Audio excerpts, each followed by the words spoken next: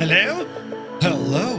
Everybody, happy Monday. Happy Sim Update 4 day. Yeah, right. And welcome to the start of another week. Janie Mac, that came out of nowhere. It's now released, Sim Update 4, and we're going to take it for now a bit of a jaunt this evening. Let's see how it behaves, see how the old performance is. Right, this is exciting, but you're all very welcome along. Part 3. Tonight, we step into one of the most volatile, one of the most dangerous and transformative, English is hard, chapters in our 10-part journey. This, a moment when France was tearing itself apart. A young artillery officer, well, found himself swept into history's path. You see, the salons of Paris, well, they're buzzing with rumours, the streets echo with the chants of revolution, and the old world of silk, privilege and powdered wigs, well, it's crumbling into dust. And somewhere in the middle of it all, buried beneath mountains of bureaucracy, political chaos, and the smoke of a nation eating itself alive, stands a determined young lieutenant from Corsica, staring toward a future he can barely imagine. This is not the confident general history remembers, not at all. This is not the emperor in the grey greatcoat. This is a refugee, a mathematician, a misfit, a man caught between the collapse of an old order and the birth of a dangerous new one. Tonight, we follow the road that brings him from the quiet barracks of provincial France to the very edge of a storm. Storm that will shake cities, define nations, and indeed forge a legend. As we fly across the rolling fields of Burgundy, over the cliffs of the Alps, and the shimmering coastline of the Mediterranean in the beloved, gorgeous-looking A-1 Skyraider from Miltech Simulations and Blackbird Simulations, where we're going to trace the same path. From the calm skies to, well, gathering thunder. The moment before everything changes, this is it. This is the spark before the fire. This is part 3 as we visit Toulon. You see, it's all happening now, lads. Our route tonight, we're going to start off here in Dijon, Lima Foxtrot Sierra Delta. Then we're going to make a stop over near Chambéry, Lima Foxtrot Lima Bravo. Then it's down to Marseille Provence, Lima Foxtrot Mike Lima, until finally we head over near Toulon at Lima Fox Tango Hotel. We're going to be using the Southeast Asian servers along with some JoinFS and Skynet, and it'll be right. We'll see how it all goes. With Sim Update 4, also they just pushed out an update for Flow in the last 20 minutes. Not sure if it's a game-changing fix. It's more quality of life fixes, so if you don't have it installed, I wouldn't worry too much, but you'll have about 6.5 minutes between now and us taking off. Yeah. Now, anyway, I was going to stream yesterday, but I got very busy on Saturday painting, right? We went down to Limerick early bell Saturday morning, got the few bits and bobs that we needed, got back to the house, Murph Manor, and proceeded to paint the living room, which isn't fully done yet. It's taken 3, even 4 coats of paint. Oh, Jesus. Rolling. And then I said, right, to the missus, you're vertically challenged. You work on the skirting boards and the cutting in. And then I realised the top cutting into took very long, very, very long. But we got a good bit done. So I've a little bit of the ceiling left to do. I've 2 walls, well, a wall and a bit to do, skirting boards to do, and then the doors. And then that's the sitting room done, you see. And I moved the telly as well. It's been flat out. This home decoration stuff, I'm the most opposite of DIY handiness. Like, I'm absolutely useless when it comes to DIY, right? I mean, I just arrive and look good wearing fancy Christmas merchandise. Check it out, flightsimtees.com. Right, the perfect gift. You want to get on that? I'm not breaking me zip. Right, but you need to grab those. And if you do, we'll use this little code here, look. Where is it? Sure, look, I mean, there's skills being deployed here, lads, you know. Excellent choice. But do be sure to check out all the fantastic Christmas attire and also hoodies. There's all new hoodies and it's all brilliant, so do be sure to check it out, lads. But anyway, the Skyraider is CTDing on your sim. Oh jeez, does it need an update, Angels 1.5? You'll have to check it out. So we're in uncharted territory, right? Sim Update 4. It's been in beta for quite some time. This version has been in beta for quite some time, but I suspect no one has been able to, push this in a fairly large group flight. It just doesn't happen. So that's what we're going to do tonight. Tonight, we're scientists. Yes, we're out to learn stuff and things and, see what happens. But the install, or the download at least, should have went fairly okay, and then the install should have went fairly okay. I don't know if anyone had issues, but it went okay. And again, the advantages or disadvantages, if you downloaded all of the core sim assets, you've a fairly substantial update. Otherwise, everything's streamed. So, yes, we shall see how it all goes here now in a moment. Do you know what I mean? Right, buttons here. Oh, Jesus, I pressed a button I shouldn't have.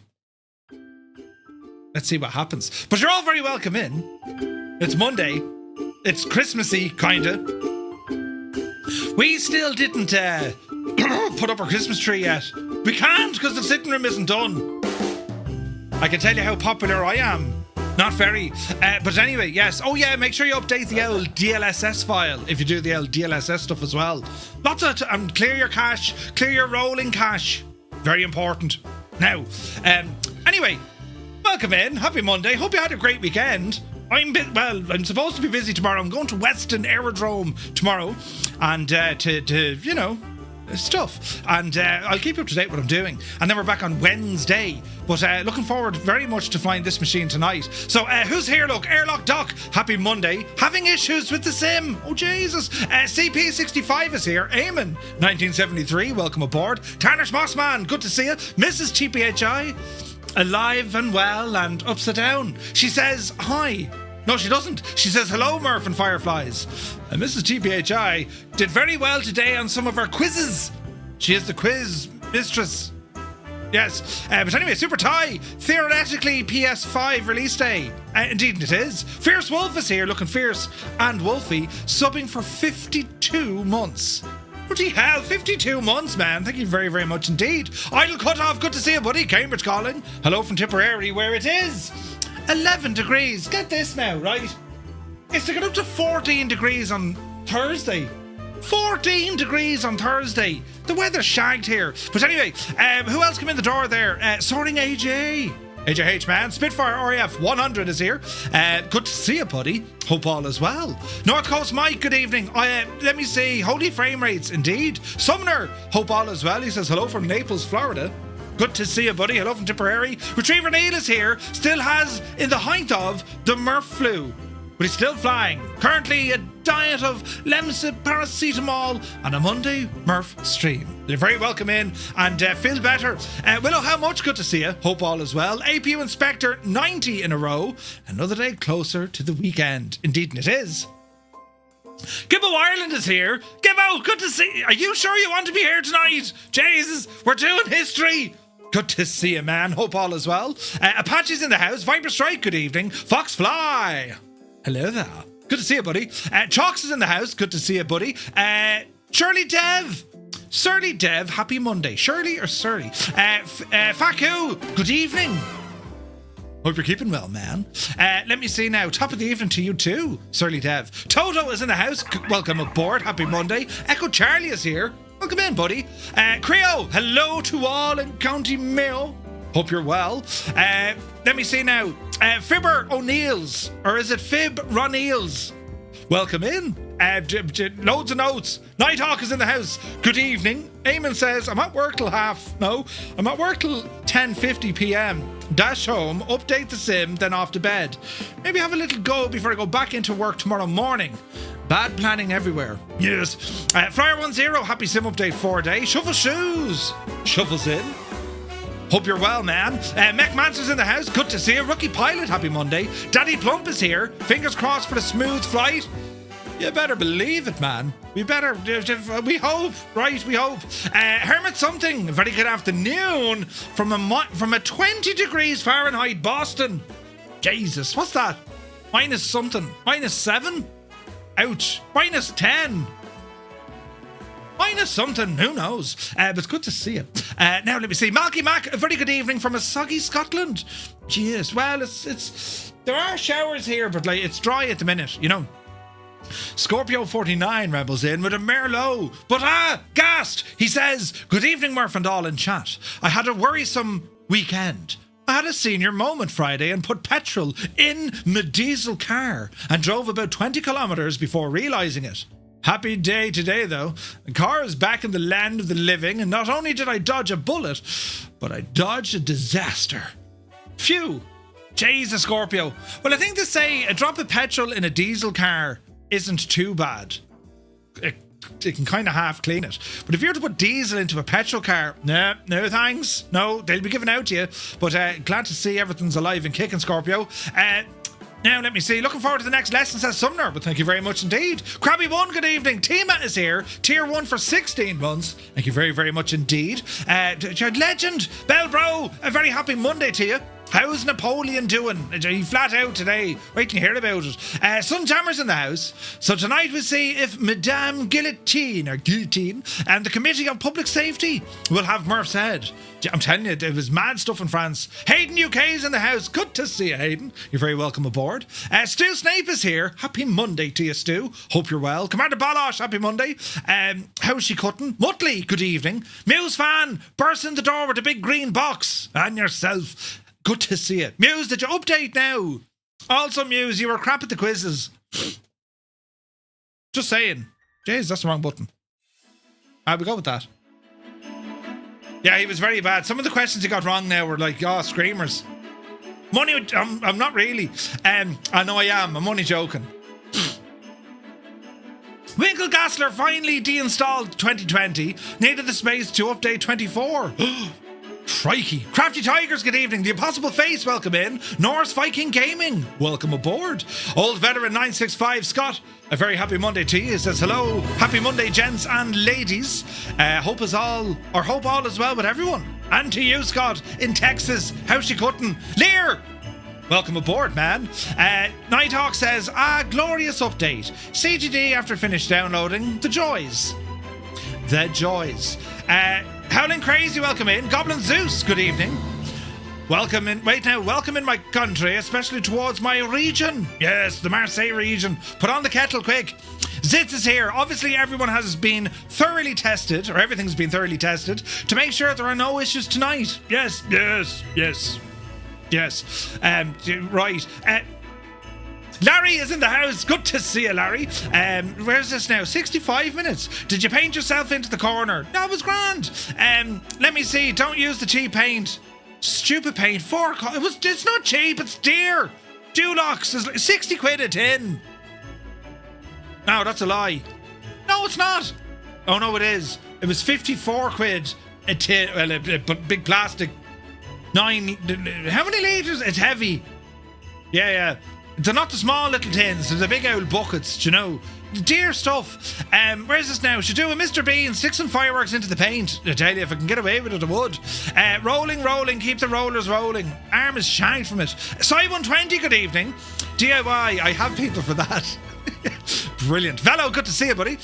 Don't forget to update the DLSS. Yes, in a box, man.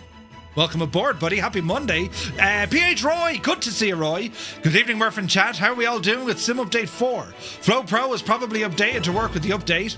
The beta said no. Have a nice flight. Ooh, the beta said no. No, there was an update pushed out about half an hour ago. So yeah, no, we should be good, Roy. We should be good. Gar Gaming, hello. Hope all is well in Galway. You're very welcome aboard. It's Christmas time. I've no cash. Oh wait, you mean cash? Yes, that cash. For that much paint, maybe you should live in a stone cottage. You know, with the stones on the inside. Yeah. Sky King is here. Good to see you, Sky King. Hermit, I can't change the interior walls of my house. It's hard enough trying to, hang a picture. You know what I mean? But I see what you're saying. Piku, good evening. Mr. Minimite is here. Captain Cocktail, hello from Las Vegas. Hello from Tipperary. Minus 12 degrees here, so I wouldn't complain. Jesus. Unlike everyone else, I just came for the intro. Come on, Givo. Rob MCR, 58 months. Thank you very, very much indeed, Rob. Good to see you, buddy. Big Al is here. Welcome in. Cyrus T, the man of teal. Welcome aboard. Happy Monday. Zybok Doc, calling from Denmark. Hello from Tipperary. Hope you're well. Where's this now? Kazaki Flyer. Wolf. The dogs are out. Ooh, I wonder what you're flying. Blue Cobra, good evening. Hello from Western New York. Hello from Tipperary. You're very welcome in.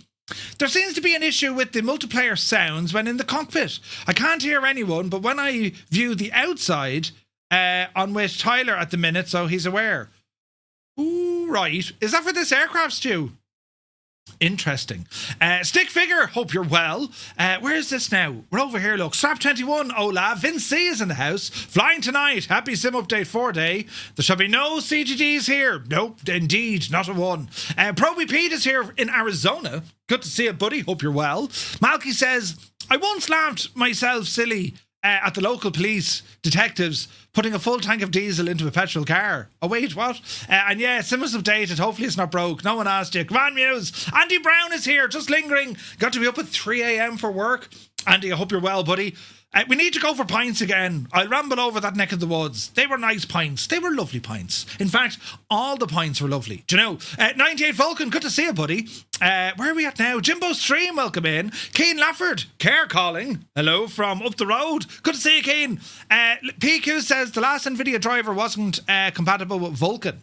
I've heard a lot of issues with the latest NVIDIA driver. I would roll back or just stay away from it for the moment. Do you know? Two Dogs, greetings from Wisconsin. Hello from Tipperary. Who else come in? P.S. Miranda. Hello there. Hope you're well. Where is this now? 14 homes lost nearby in a bushfire, says 98 Vulcan. Jesus, no way, man. Central Coast, New South Wales. 14 homes. Oh, that's terrible. I'm pleased with Sim Update 4 so far, but I haven't fixed the shag and aliasing issue 90 series cards have flying at night time. I'm not even aware of that issue. I'll have to look at it. You know, Gunho Guy is here. Good morning. Could be just this one. I'm on troubleshooting duty during the stream. I'm reporting back. Ooh, good man yourself. Phoenix Flights, good evening.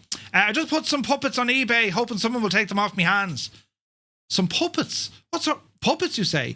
Cracker is here. Hello, Cracker. Welcome in. Jesus, lads, it's busy. Right, hang on there now. We're almost there. Grab a hold of it, lads. Dave Cleary. Legend, Dave. Welcome back, Dave. Visualize in the house. Black Sheep Gene. Good day from San Jose. Hope you're well, buddy. Uniform Goose. Good day, Goose. Welcome in. Tyler Pasca's in the house. Northland Air. A very good evening. Welcome aboard. Angels15. Mike Coffey. Good to see you guys. Now, let me see.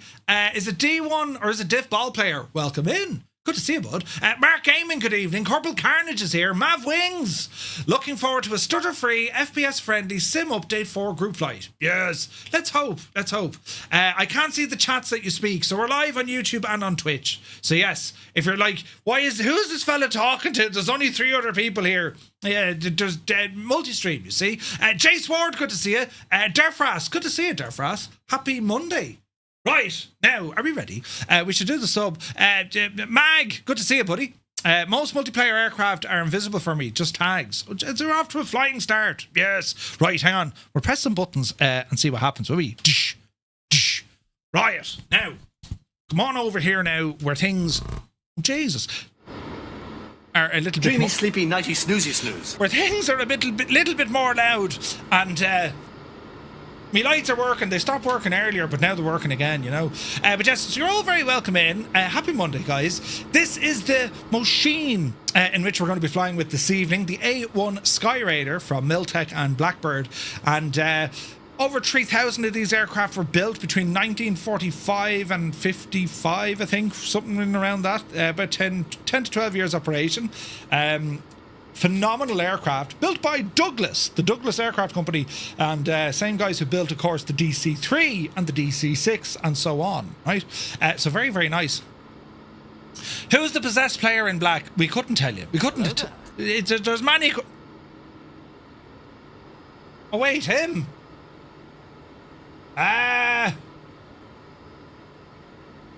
Right. It's a 2020 aircraft, and if I had to guess, I'd say it's whoever's in the Quasar. Yes, Midlife Rex. Rex, are you actually in the Quasar? Is Rex actually in the Quasar? I find that hard to believe. There's Grazer. Is Krabby 1 in the K? Really? We have a lot of Quasars out here. That doesn't seem right, does it? Right, let's do the old turn it off and turn it back on again. Let me see now. Online, multiplayer, off, on. Save and back. And this should kind of recycle all of the, well, we hope, all the aircraft, right? Or it won't work at all and we'll be flying all along our lonesome. Yes. That's Guy. Wait, don't worry about that guy. Yeah. David Copperfield, 100%. Grazer, good to see you, buddy. Hope you're well. Right, aircraft are loading back in. Brilliant. And I don't think these are all in. Yeah, you weren't, look. So we're gone from having... Poor L Rex hasn't... He's in a C-130. Okay, so Sim Update 4, it's safe to say multiplayer is still shagged. Right, at least we know where we stand, lads. So, model matching and all the jazz. Well, really... Does the Skyraider come with working jacks? Yours fell off? Wait, what? I'm seeing you as a Just Flight Tomahawk. Yes. Stranger Things mod, right? Yeah, it would appear that the model matching is still kind of... No, it doesn't work. Right, it's a bit like that, but sure, listen, we'll just, you know... We'll get on with it. You know. Sim Update 4 is live. It is. Mr. Tommy, good to see you, buddy. It is. It's still less shag than Liverpool season. Jesus. What date and time have you got? To tell you now. Hello, Flo. So time is 14:20 and we just have a few clouds because the weather is, well, not very nice. So 20 past 2, 14:20, lads. That's where we're at. So as I said, this is our machine for this evening, the Skyraider, and we have some external fuel tanks, and she's heavily armed, and it's in a beautiful French livery. Ooh, and this is what we're going to be flying tonight, right? As we head down the road. So quite a bit to cover, you know, in tonight's stream when it comes to you know, the rise and fall of Napoleon, but also when it comes to well, the aircraft, right? Because we haven't done this yet on a group flight, so yeah, let's see what happens. Twas a hard dig there now. It was savage, Keen. It was savage, you know. Right. Anyway, so let us begin, friends, as we try and get some power into this machine here, shall we? Now it is kind of cloudy, but we'll go with it, and we'll see what happens. The APU is a bit close to the plane. Kind of is.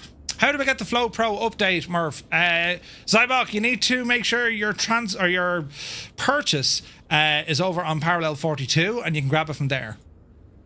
So if you have it in 2020, depends on where you bought it from. If you bought it from Parallel 42, you'll just get the you just pay for the update. If you didn't buy it from Parallel 42, if you bought it from Orbex, you need to transfer the purchase over to Parallel 42.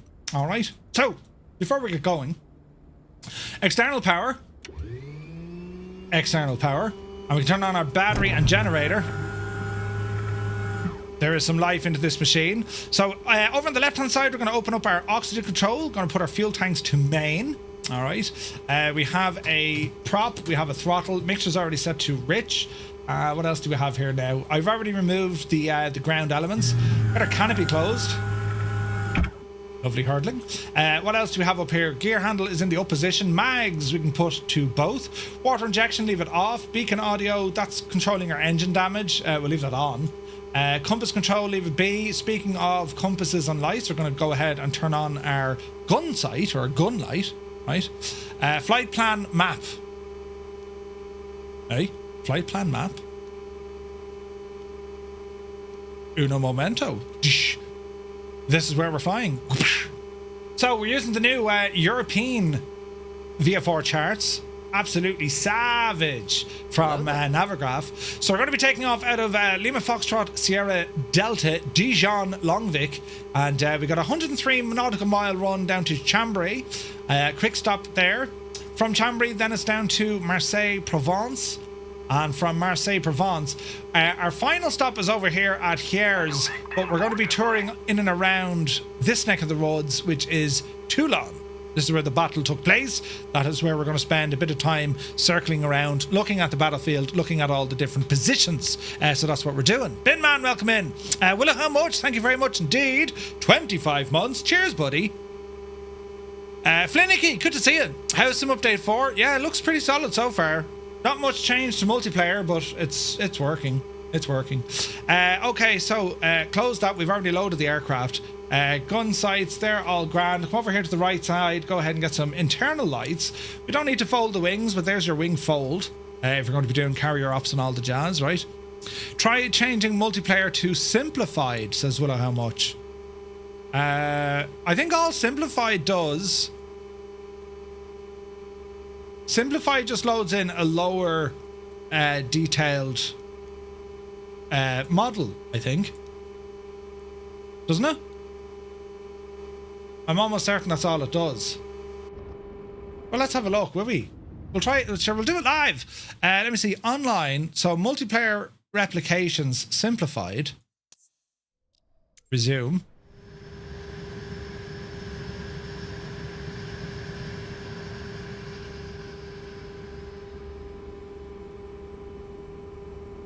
No, I think it's still shagged. I don't think Muse is flying in that. Well, hang on. Midlife Rex is flying in that. Muse looks to be... maybe it is. All right. Toulon is the biggest French military port by tonnage where aircraft carrier is stationed. Ooh, nice. Simplified loads of Sobo passive models for any plane. Even the ones you have, says Adoran. All right, well, let's see what it does, right? Let's see what it does. Right, so everything's sounding good here. We can turn on our little radar as well. Now, this is supposed to work. It puts a blip of aircraft. So we'll see what happens, right? Turn these guys on just a little bit. Fuel warning, but that's okay. We're not running the engines just yet. So what we're going to do, we're going to give it an out spindle and see what happens. So let me see, open the throttle a little bit. Cowl flaps are open. Mags are already turned on. We're going to give it a shot of primer. And then we're going to engage the starter here. So clear prop, and let's see what happens. Starter engaged.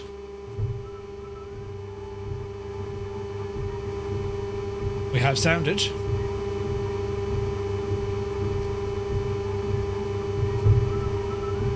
Energizing. RPM coming up.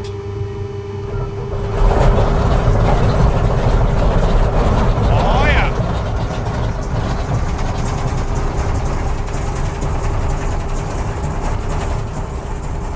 RPM looking good.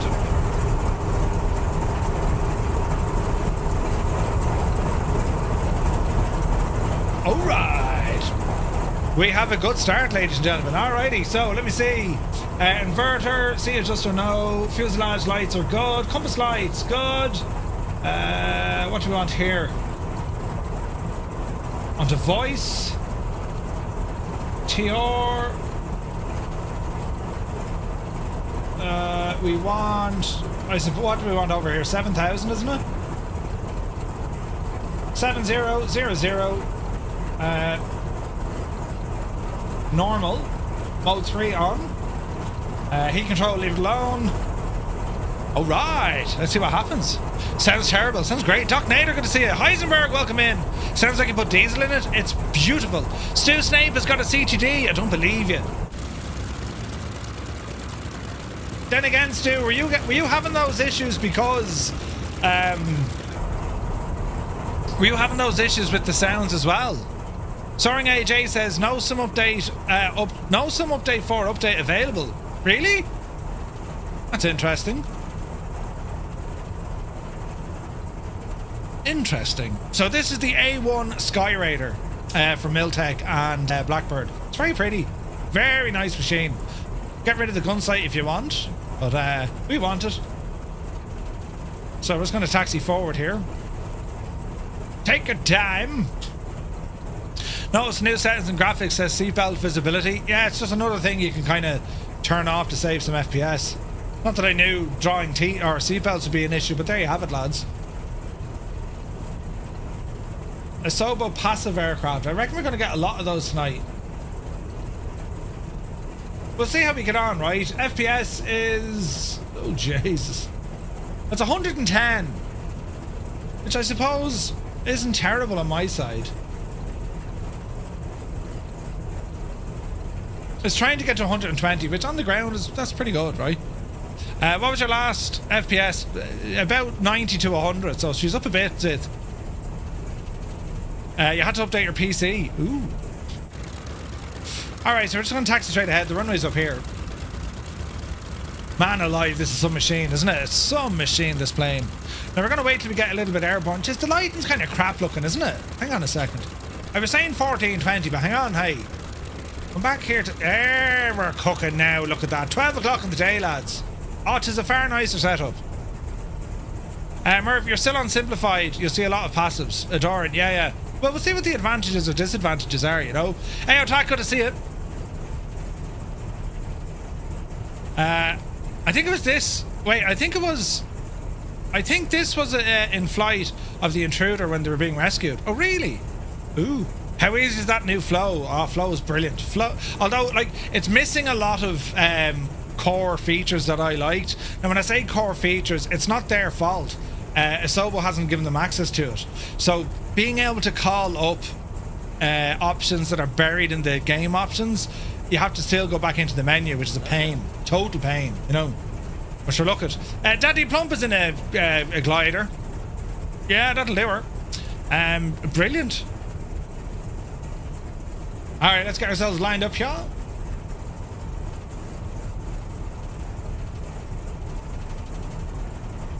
Alrighty then. Hold the brakes. Okay, so we're going to advance the throttle. We're going to take off, circle around the area for a little bit, just to see what trouble we can get into, and then see what happens. Are we ready? Flying Tritz is here. Good to see you, buddy. Alright, so mixer's rich, prop full. Let's go flying. 30 inches. And let's go. Take off our set.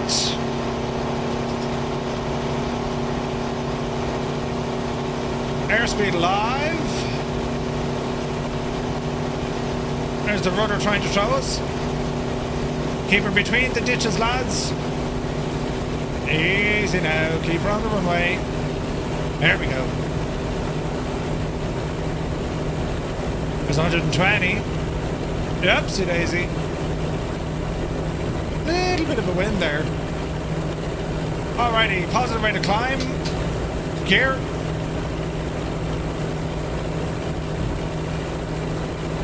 Watch the manifold pressure. Watch the RPM. Ease back. Level off a bit. 150 knots. Add in a little bit of trim. Samu's going to get it for Christmas? Nice. Stu Stape, another CTD? What have you got running, Stu? It's not liking something. I would go back with an L vanilla state. Alright, left turn. Easy now. Speed is good. We're going to try and hold it in around 200 knots. Alright. Easy now. As we circle around the field, let's get some eyes on. So lads, if you're currently flying with us on the Xbox, press 1. PC pilots, press 2. If you're on JoinFS, Skynet, or JoinFS and Skynet, you press number 3. And for everyone else, yes, it's number 4. And well, let's see what happens here. It works. Hello, Fireflies. Welcome to the Flying Circus. We live stream Monday to Friday, 2000 Zulu time, right here.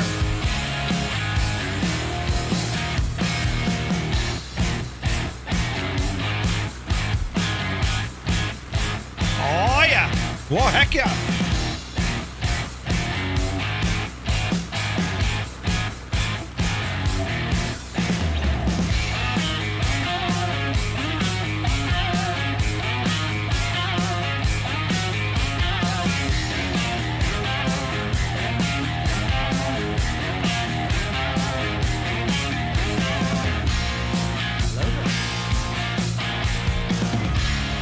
Sparker 1, welcome aboard.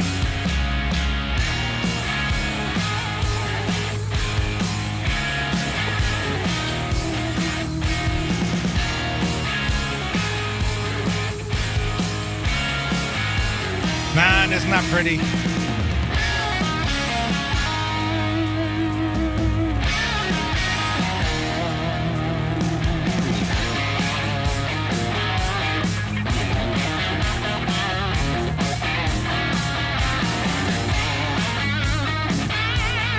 Gorgeous machine, isn't it?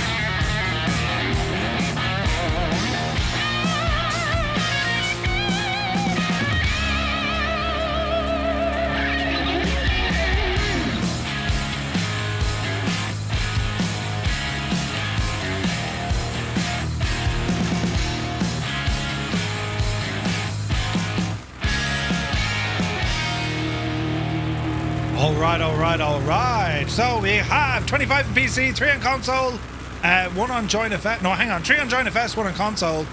Keen offered us here with 175 people. 16 days to Christmas. Keen and Super Ty, thank you very much indeed. The countaging of countages. Right. How are we looking here, lads? Speed, bring her back down. We're going to hold that around 200 knots. Let's get ourselves trimmed out here as best we can as well. And we see what sort of options do we have at this machine. So, what do we have? Gyro pilot, I don't like it, no. Autopilot push pull, left bank trim. Alright, autopilot on. Let's see, can we go heading? Negative. Okay, so what exactly can she do in autopilot? Can it level? No. It can alt hold.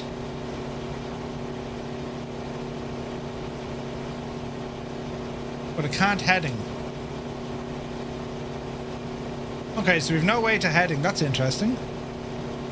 Let's have a look here now as we're learning this together, lads. Let's see. Speed, okay. Vertical speed, okay-ish. We're climbing ever so slightly.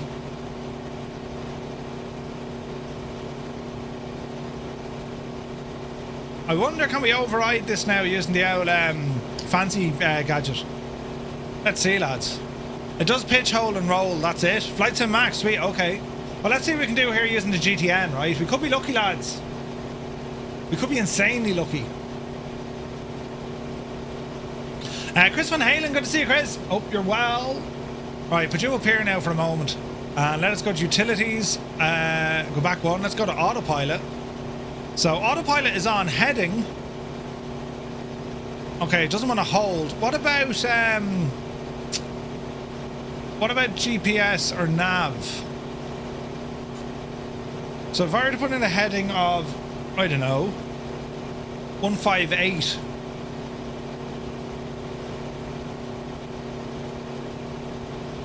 No. Okay, so we can't hold heading. Alright. Let's see what we can do. So we'll rail to the left a bit. And it'll hold a roll, right? My coffee says, Murph, okay, I think I found you a lot. Can I have a nickname I can find? I'll be down as D2 Tone Murphy. Right, okay, so that's how we can use that. Alright, and we're going to hold the 4,000 feet and we see what happens, right? Speed is looking good, about 220. Ease it off here a little bit. Might get these cowl flaps closed here as well. There we go. They're closed. And a quick check behind us. There's everyone. Looking good, lads. Looking good. All right, let's see what happens. The sim update 4 as the T38. What do you mean, Frank? Roy says, Murph, you might have read you can share your Flow Pro settings with the community. How do I do that? I'd be more than happy to share what I use in Flow, yes.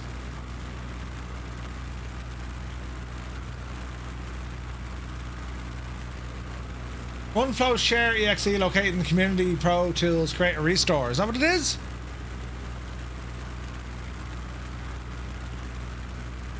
Hmm.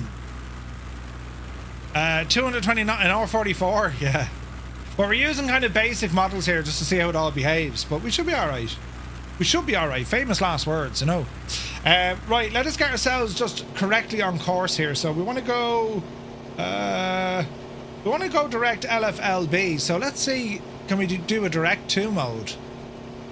LFLB.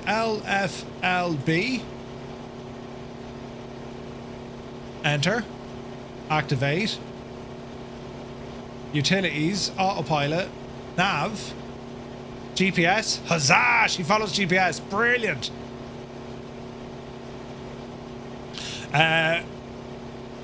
Oh, the throttle got stuck on the T38. No way, Frank.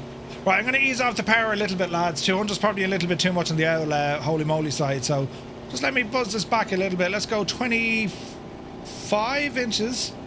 Manifold pressure. RPM, keep it around 4,000. And this will probably cruise us just under 200. Uninstalled Flow, the skins, dashboard, that's all I had got on new. Ooh, let's see what happens. Skyraider's top speed 280. Yeah, this thing can move, man. We're looking nice though. We're looking nice, lads. So far so good. Lovely kind of shakes and rattles and all the jazz. It's a beautiful airplane. Our speed 190, so that's a bit better. What mode gives it the GTN 750? The GTN 750 from PMS 50. That's the one. So we need to bridge the gap for where we stopped last week to where we're starting off tonight, right?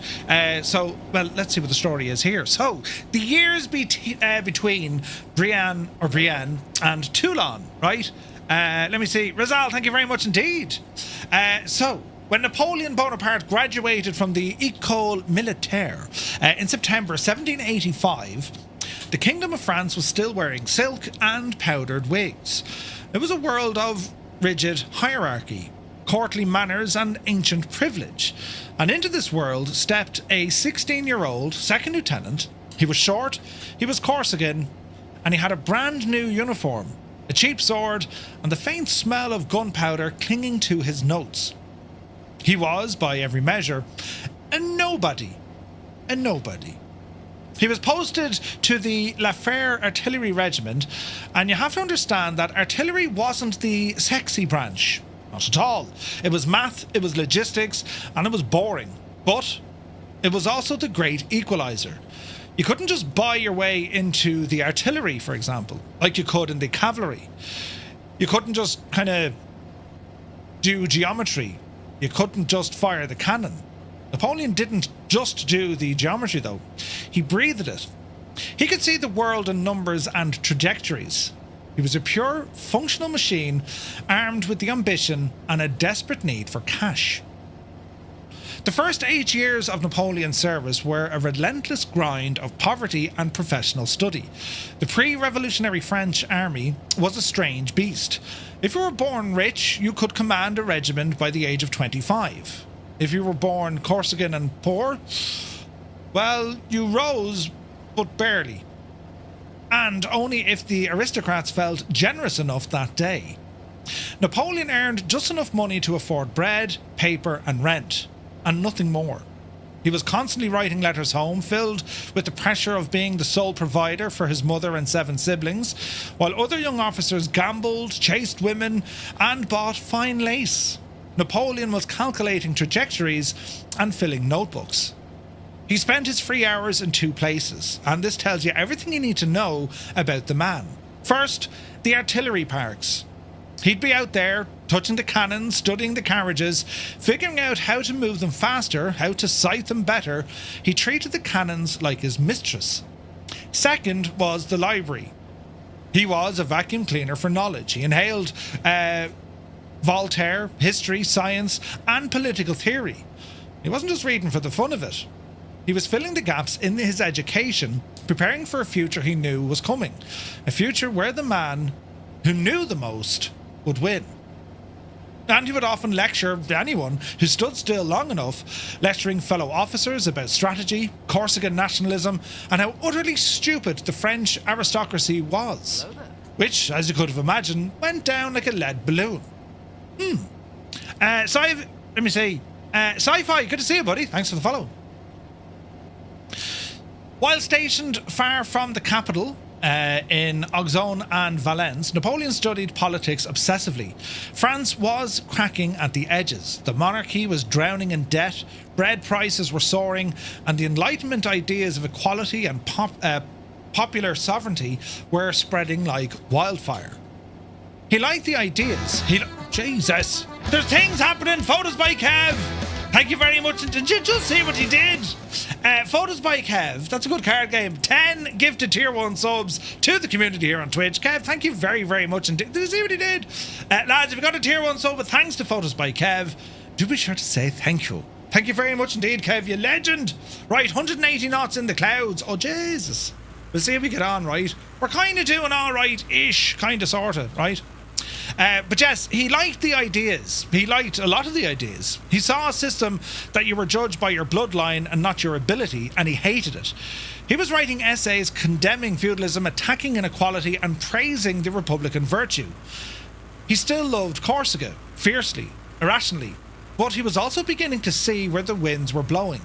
He hadn't yet chosen his 2 worlds, the island and the Republic. Instead, he straddled them, a Corsican patriot living in the capital of the power that had conquered his homeland. In July 1789, the revolution exploded. The Bastille fell, the old order quaked, and the aristocracy panicked. Napoleon's reaction wasn't immediate. It was, well, he saw an opportunity. He saw not the danger, but he saw a vacuum of power and a collapse of the very privilege that held him down. But he had massive conflict. His heart was still back in the hills with Pascal Paoli, the great Corsican leader who had fought against the French conquest. So with the old regime collapsing, Napoleon saw his chance. Paoli, the hero, well, he returned from exile, welcomed as a legend. For a brief, intoxicating moment, Napoleon was ecstatic. He met the old lion. He threw himself into local politics, trying to revive the nationalist dream. It was a complete disaster. Napoleon saw Paoli as indecisive, old, and just too slow. Paoli, the old lion, saw Napoleon as a pushy, brilliant, but utterly arrogant young pup. Corsican politics got nasty, fast. Napoleon found himself backing the French Revolution's radical principles, while Paoli began siding with the English, the arch enemy of France. By 1792, the dream was dead. The Bonapartes were branded as dangerous radicals. Civil war erupted on the island, and the Paolist militia even attacked the Bonaparte homes. The family was forced to flee. Letizia and the children scrambled into the mountains, narrowly escaping capture, and Napoleon, the young officer, was now a hunted man in his own homeland. He finally escaped capture twice before being smuggled onto a small merchant ship. The entire family, homeless, penniless refugees, fled to mainland France, landing near Toulon in June of 1793. This was the break. The final brutal snap. Napoleon stopped being a Corsican who served France. He became a Frenchman, forced and forged by necessity. While his family were being chased through the olive groves, France was very much imploding. Napoleon visited Paris and he saw the horrors firsthand. In August 1792, he watched the mob storm the Tuileries Palace, slaughter the King's Swiss guards, and paraded severed heads on pike. He saw King Louis XVI completely humiliated. His reaction was chillingly pragmatic. He did not denounce the revolution's ideals. He denounced the king's incompetence. He said with cold clarity that the king should have mowed down a few hundred of the crowd with cannon fire. He condemned Louis's weakness for failing to defend his authority. For Napoleon, a ruler who cannot defend his authority deserves to lose it. He wrote to his brother Joseph, "France is heading towards a storm that will sweep everything away." But for Napoleon, that storm wasn't just danger. It was an open door. The aristocratic officers, the men who used to sneer at his accent, had all fled, defected, or been guillotined. The new French Republic was desperate for trained leadership, and here was a young artillery officer who was brilliant, utterly loyal to the Republic, and had nothing in his background that smelled of privilege. He wrote passionate political pamphlets supporting the Jacobin faction, the radical revolutionaries. He impressed the local leaders. He was quickly promoted to chef de bataillon, a battalion commander, at just the age of 24, and he was finally climbing the ladder. And the revolution had greased the rungs with aristocratic blood. Then the unthinkable happened.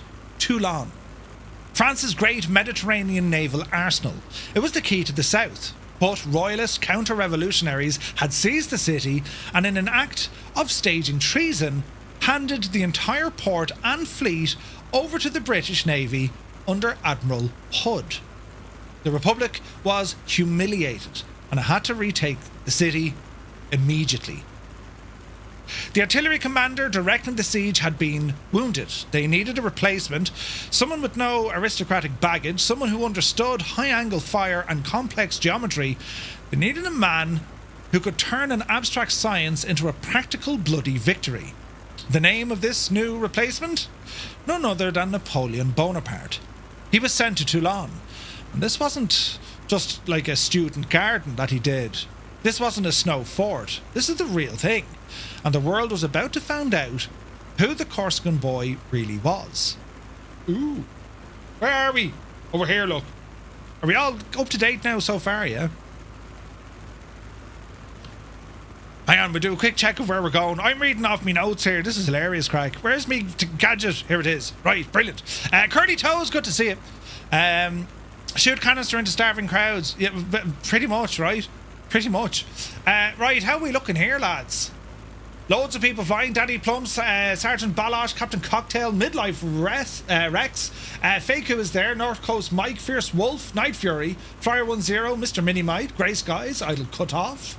Ryan is over there. There's Febro, Gregor, Krabby, Belbro, Mav, Rumple, Toto, Vulcan. There's Corsair. Oh, we're looking good, lads. Jeez, look at the scenery here. This is beautiful. Gotta say, the lighting's very well done in Sim Update 4. I'll say that from the start. Vacuum, good to see you. I'm catching up. 140 FPS so far. Woohoo! On yourself, Stu. What are we getting? Well, I'm knocked to 120, but we're getting 120, so happy day. Happy day. Right, we're all with ourselves now for the moment. We're halfway to our first stop. I continue. To understand Napoleon's rise, we have to understand the inferno that he walked into and the French Revolution, right? Because this is what created that power vacuum for him. Without that, there was no need to call him in. There was no need for anything, really. The revolution kind of caused all the crack, right? France in the late 1700s was a country of profound injustice. Society was legally divided into 3 rigid estates. But only the third estate, 98% of the population, paid the vast majority of taxes. Meanwhile, the monarchy, led by the tragically decent but ineffective Louis XV, or Louis the 16th, was drowning in, or he was drowning the country in debt accumulated from endless wars. The financial disaster was a joke, the tax system was rigged, and the elite refused to pay. And then, in 1788, the grain harvests failed. Bread prices went through the roof, and people went on to starve. They don't ask for permission, they demand change. This all came to a head in May of 1789, when the king called the Estates General. It was a failure. The Third Estate broke away, declaring themselves the National Assembly, swearing the tennis court oath they would not disband until France had a constitution. The match was lit. The conflagration began in July 14, 1789, with the fall of the Bastille, we know today as Bastille Day. Through the summer, the Great Fear swept the countryside as peasants struck against their feudal lords. The National Assembly abolished ancient privilege and proclaimed the Declaration of the Rights of Man, liberty, equality, and fraternity.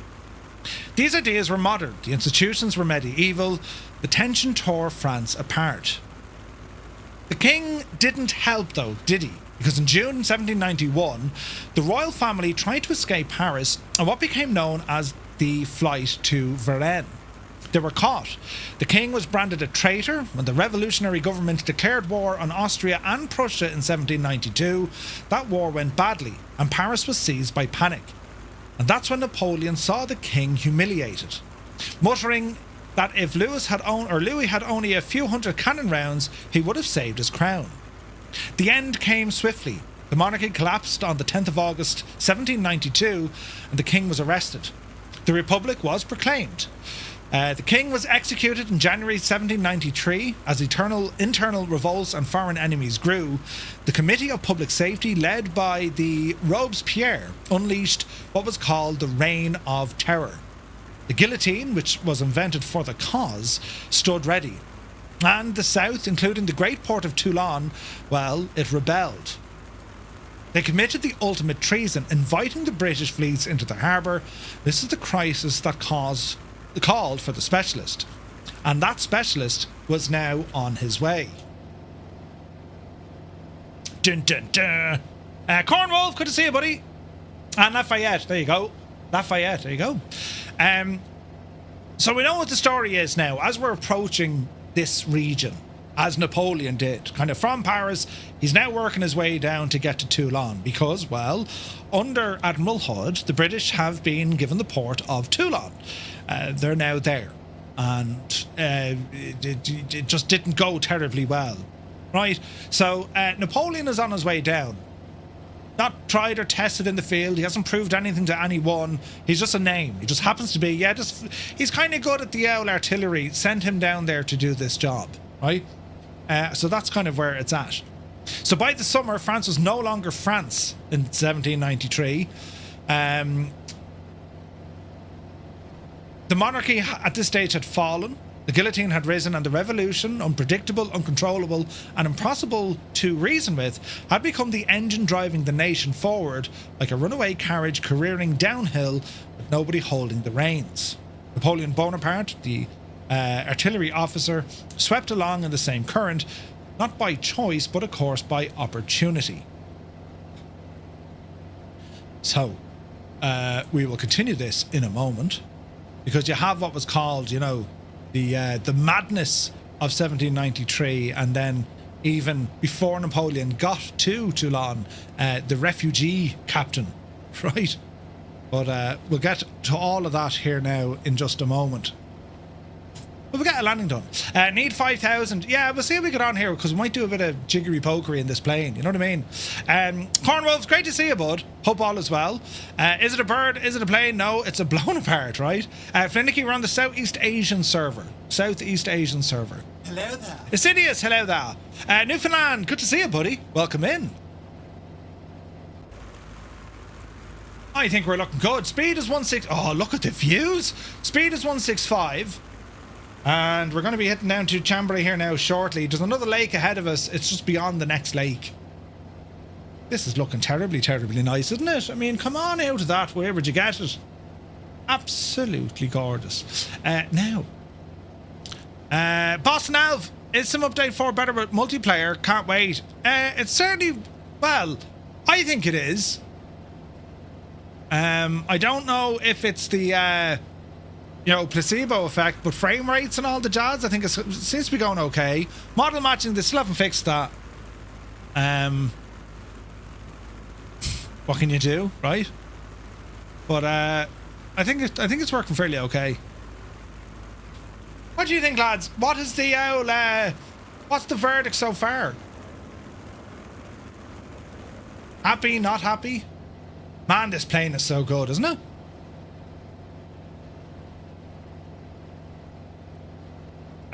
In terms of fuel now, and where we're getting our fuel from, there's a bit of learning I need to do with this machine. Do we even have oxygen running? There she be. Not that we need it. Relatively smooth so far. Way less stuttering. Yeah, smooth for Belbro. Rider has great FPS. Cracker's happy. North Coast working well in VR. Sim performance much better, says Newfoundland. Zit says grand. David Bay, good to see you. A lot less stutters. Nice. Piper finally made it. Good to see you, bud. Smooth and buttery. Sweet. Better, says Goose. If you asked me 15 minutes ago, I'd have sworn, but it seems to be good and stable.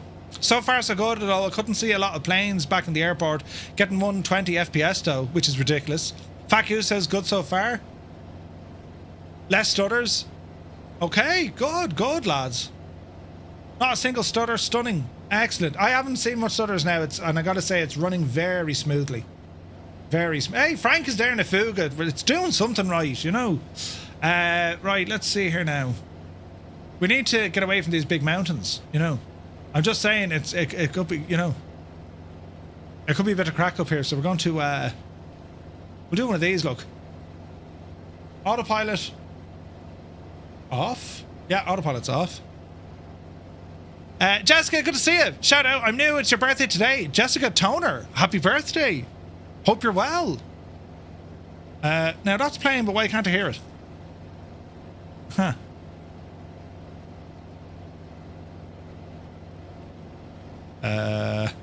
Yeah. And yeah. Try it again, Murph. Oh, yeah. Oh, yeah. Look at the view, lads. Look at the view.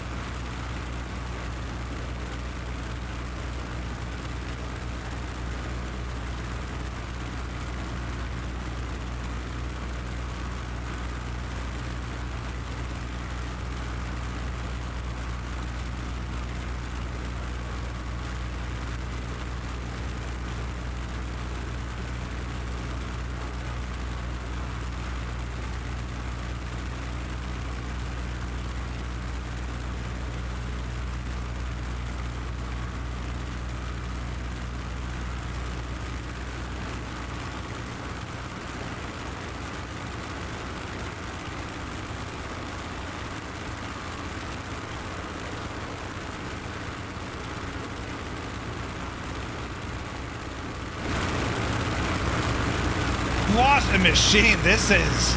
Isn't it very good, isn't it? Right. Jeez, the roars of it.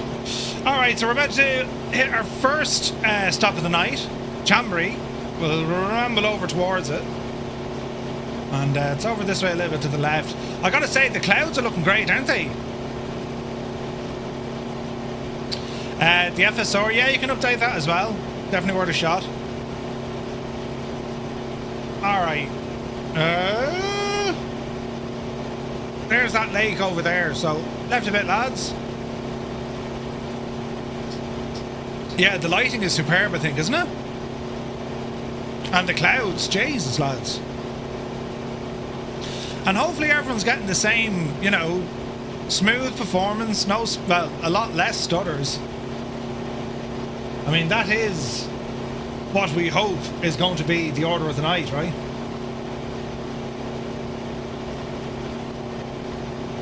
Easy now. Actually, I think you have a 9 series card you can force it to do FSR in the control panel, can you? There's Fierce Wolf. Could you imagine the crack now someday when they actually make this work, you know?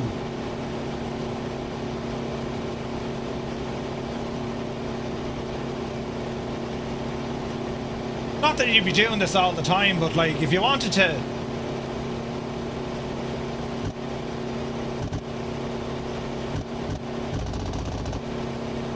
In fierce handy, wouldn't it be?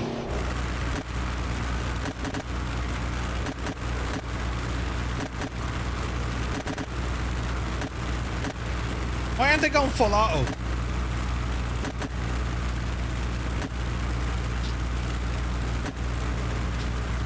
I need to fix that button, lads. There you go. Muse is getting butters now. No way. Savage stuttering. No way, Muse. It's serious. Alright, what's the speed?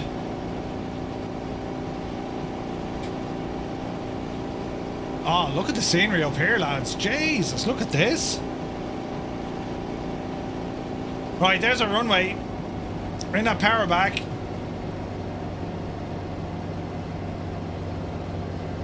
It's just while loading in the other airplanes. Just a few. Hopefully it's not loading everyone in. Muse, did you try put them on that simplified mode? Roy, really nice. This airport, Lima Foxtrot, Lima Bravo. Is our first stop for tonight. We'll fly straight in. So what's the speed now? Dropping in 190. Easy.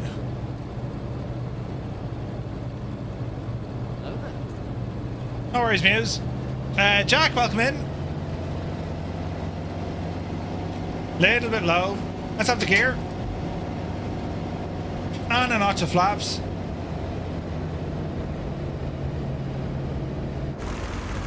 Oh man, what a machine this one, look. The Douglas Skyraider. The same guys who built the DC-3 and the DC-6.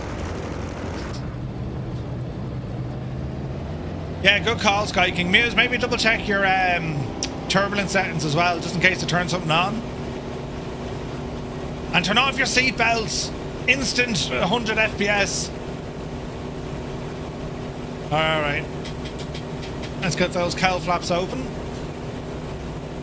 And we'll try and just bring this one in for... I don't think I've landed this plane yet. Jesus. It's going to be brilliant. Oh, there's a stutter. Easy now. Easy now, Jemima. Speed brake.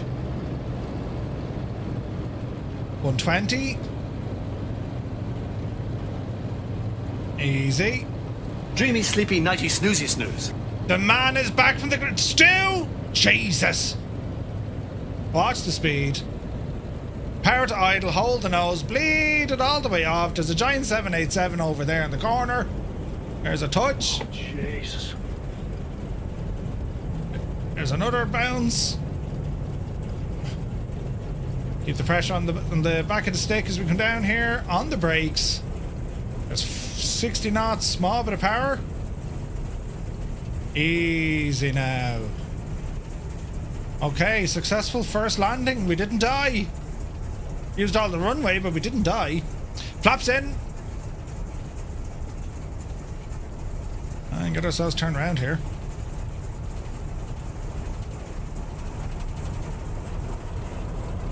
Nice.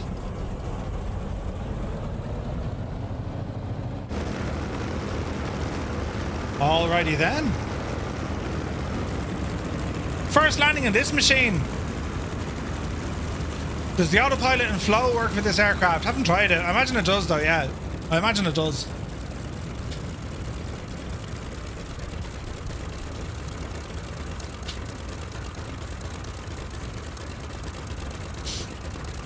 And to think this is a carrier plane, right? A lot of training is needed on this, Malky. I need to know what makes it tick in terms of like its speeds, you know what I mean? It's very pretty. I love the prop animation.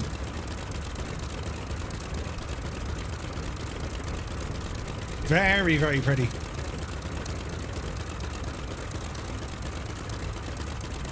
Couple of stutters, but doesn't seem too bad. Cornwolf, yeah, sounds are really good. Sounds are really, really good. I wonder if some commercial pilots say on landing, well, if we didn't die. Yeah, I'm sure they say it all the time. Right, we shall straighten up here now. It's getting warm.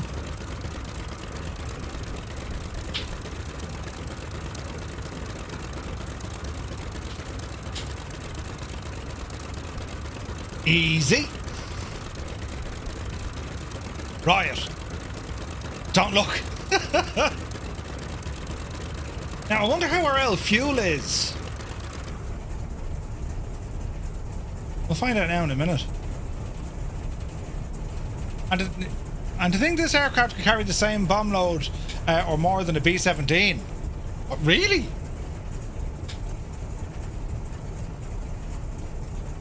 Could it? Nah, couldn't. No way. A B-17?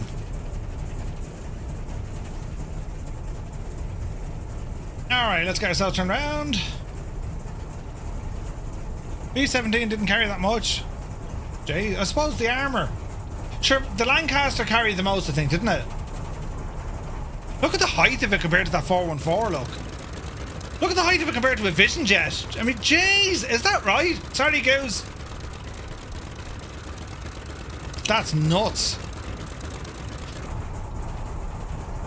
Murph is up for me as a chopper, says the Impossible Face. Maybe turn off multiplayer and turn it back on. That should do the trick, we hope. Right, lads, next run is going to be down to Marseille, 135 nautical miles. Are we ready? Launch your flaps. Look at the height we are. Jesus. Right, power coming in.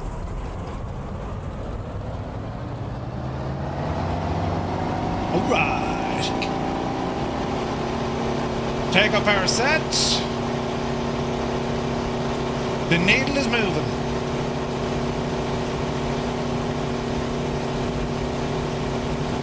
Oh, gets me every time.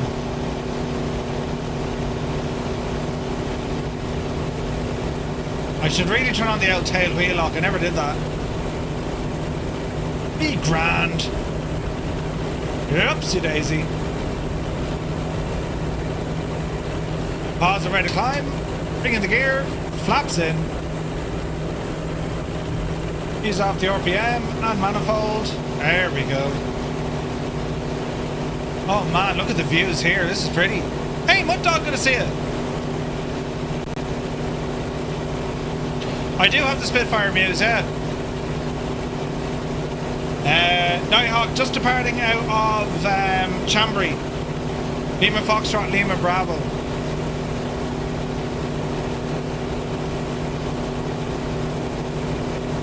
I wonder, should I turn the multiplayer aircraft onto like full fidelity?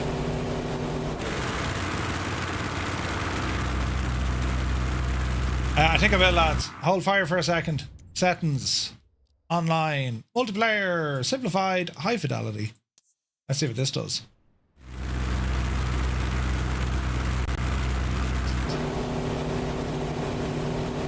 Your spit was shown as a DA42. Doing a wheelie on my screen. Okay, now it's more to the right we need to go, lads. But of course we could cut it this way and then follow the ravine around if you wanted to.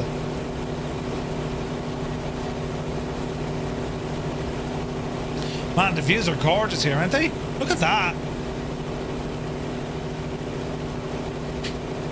Stunning.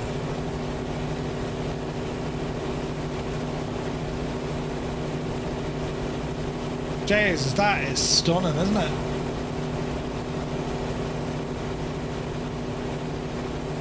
Round to the right we go.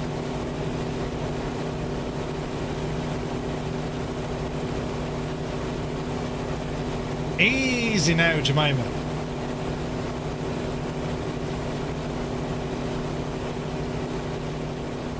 We can cut into the right here now in a moment. More flew taking over. Retriever Neil, take it fierce handy, buddy. There's a wild bell row beneath us.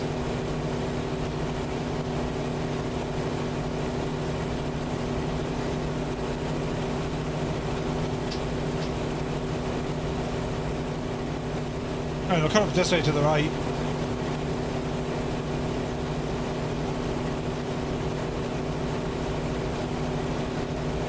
What a machine these yokes are, man. They're so good. Just look at the lighting now. Lighting is way better.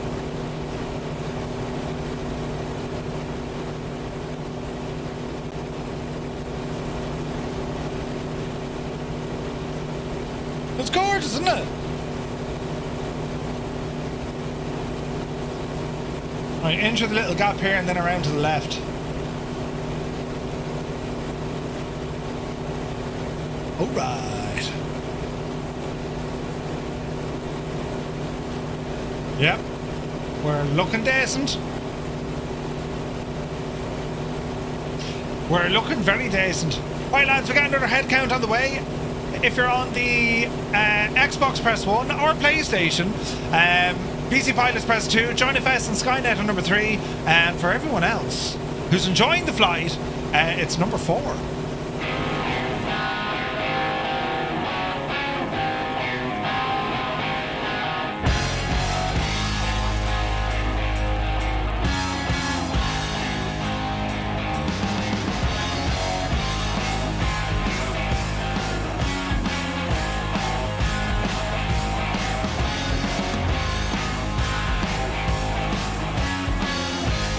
Good to see you, buddy.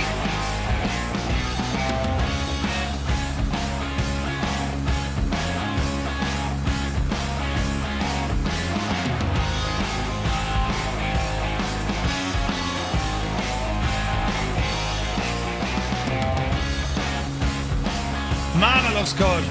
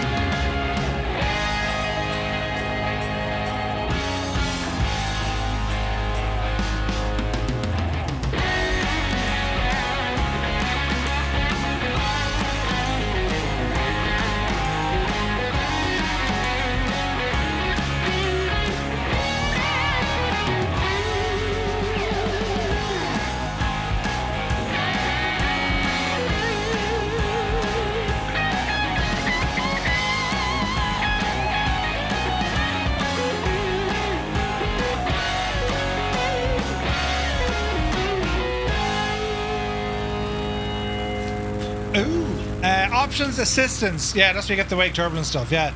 So this is the A-1 Skyraider, a Douglas Skyraider from Miltech and Blackbird. It's very, very good, lads. It is an absolute beauty of a machine, this. So, There's buttons. Mac Vision. 16 months, man. Thank you very, very much indeed. Cheers, buddy. Alright, let's see what we can do here. We'll keep an eye on things because we have some stunning terrain here as we look at the Alps. The lovely Alps. It's great. Good to see you, bud. Welcome in. Man alive. Look at that out there, look.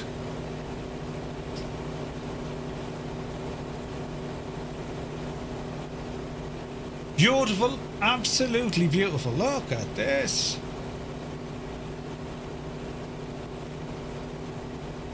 She's definitely running smoother. Definitely.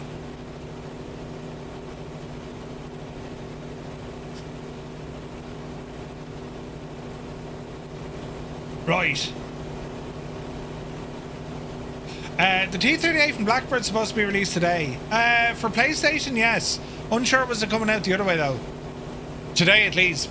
But yeah, it should be in the marketplace, I think.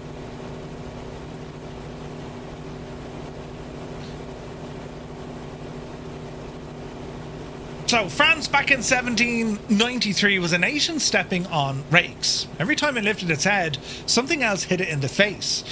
Economic collapse, civil war in the Vendée, foreign armies invading, cities revolting against Paris, and a government held together by fear and paperwork.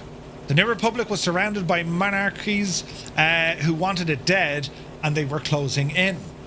Inside of France, cities like Lyon, Marseille, Bordeaux and Toulon, they all rose in rebellion.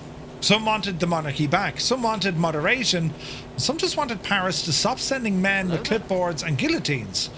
Toulon, however, well, Toulon made a choice so spectacularly bad, it can only be described as, well, mad. They invited the British in. Imagine being so angry at your own government, the one that controls your bread, your guillotines, and what, you know, you call the Royal Navy, and like, hello, could we trouble you terribly so to invade our country? That's pretty much what happened, right? Toulon was in full-blown revolt. Before he ever set near Toulon, Napoleon had already lived more drama than most men twice his age. He graduated from the École Militaire. He entered the artillery, the one branch of the French military where talent actually mattered based on mathematics and science, not noble birth. Then, as the revolution exploded, a series of unfortunate events followed him like a curse. The monarchy collapsed, his pay is chronically late, his father died, his career stalls because the officer corps is imploding. But the real disaster, of course, was in Corsica, as he went to visit to follow Pascal Paoli, turned into a bitter enemy. Like, all of this leading up to Toulon. So Napoleon makes his way to Toulon. It wasn't just a port, it was France's greatest Mediterranean arsenal. It was a naval base holding 26 ships of the line. They were the capital ships of the era. 17 frigates and mountains of military supplies. Losing Toulon would be like losing an aircraft carrier fleet, a weapons depot, and your entire southern command in one single go. So when the British fleets sailed into the harbour, some Spanish as well, flags snapped, cannons polished, officers smugly polished their wigs, Paris panicked. The convention assembled an army of roughly 30,000 men to retake the port, but armies need leadership, and leadership was in very short supply. As the as the Republican army, a glorious, bloodthirsty but entirely incompetent mess, the first generals sent to retake Toulon were chosen for their politics, not their competence. One was Catero, a former portrait artist, now commanded an army because, well, that's how the revolution worked. His tactical genius extended to painting battle scenes, not winning them. He reputedly spent time at the siege preparing sketches for his next artistic command. He understood shading, not siegecraft. The next chap was Dopé, a former doctor, brilliant with leeches, hopeless with artillery. In one glorious moment of panic, he ordered a full retreat during a minor counter-attack, leaving his men baffled and exposed. Both tried, both failed. Both nearly got their own men killed by indecision and spectacularly bad planning. The artillery commander, one of the few professionals, was wounded early. The guns were left idle, badly positioned, or firing at the wrong targets. The siege dragged on. The amateur generals were out of their depth. Toulon was a fortress on a cliff, and the British were reinforcing it daily.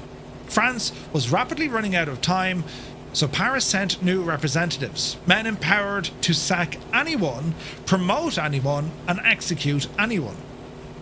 The first question when they reached the front was, "Where is your artillery commander?" In which the response was, "He's been wounded." "Do you have a replacement?" Yes, we have one. A young Corsican, Bonaparte, 24 years old. Send him in." There are battles that feel like stories, and then we have battles that feel like puzzles. Toulon was both. A port city shaped like a natural fortress, stuffed with masts, cannons, powder, and the pride of the French Mediterranean fleet. Toulon had opened its gates to the British Royal Navy, and the French Republic, enraged and humiliated, was now gathered to take it back. Oh dear. Don't panic! All is well!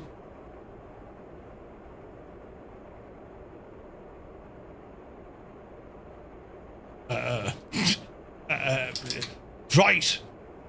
Oh, Jesus, then. I ran out of fuel! Hello there. It's alright! Say nothing! Have we like a fuel transfer switch?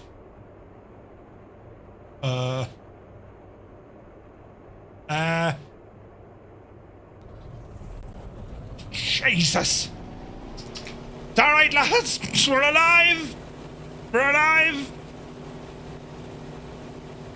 Completely going the wrong way. But we're alive. Where's the fuel transfer switch? Anyway, it's not important. Where was I? Oh yeah, I was over here. Toulon had opened its gates to the British Royal Navy and the French Republic. Yes. The problem was the French forces were a chaotic soup of half-trained volunteers, scared conscripts, and officers promoted simply because, the other ones were all guillotined. To picture the battlefield, think of a horseshoe-shaped natural harbour. A narrow entrance, two peninsulas guarding the gate, high ridges between the town, forts everywhere, and overlapping fields of fire like a spider web made out of gunpowder. The Allies controlled the ultimate key, Fort Mulgrave, or, as they called it, Little Gibraltar. Don't crash into the mountain, Murph.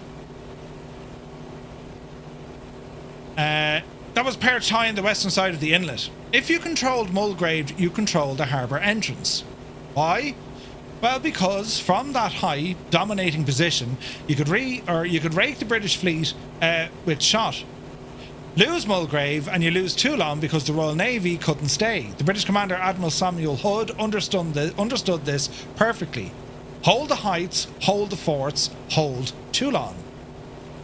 The French commanders, well, they were trying to attack the town walls directly because they hadn't realised that the forts were the real objectives. When Bonaparte arrived, the artillery park looked like it was something had shaken out of a bag of random parts onto a field and hoped they would arrange themselves. The French had undersized 8 and 12 pounder field guns, mortars with wildly inconsistent ammunition, broken carriages, and artillery crews without training. The British, by contrast, had well-stocked, heavy-caliber guns, 30 to 42 pounders, accurate naval gunners, and warships providing additional bombardment. The Allies had a fortress supported by a fleet. The French had a mess supported by arguments.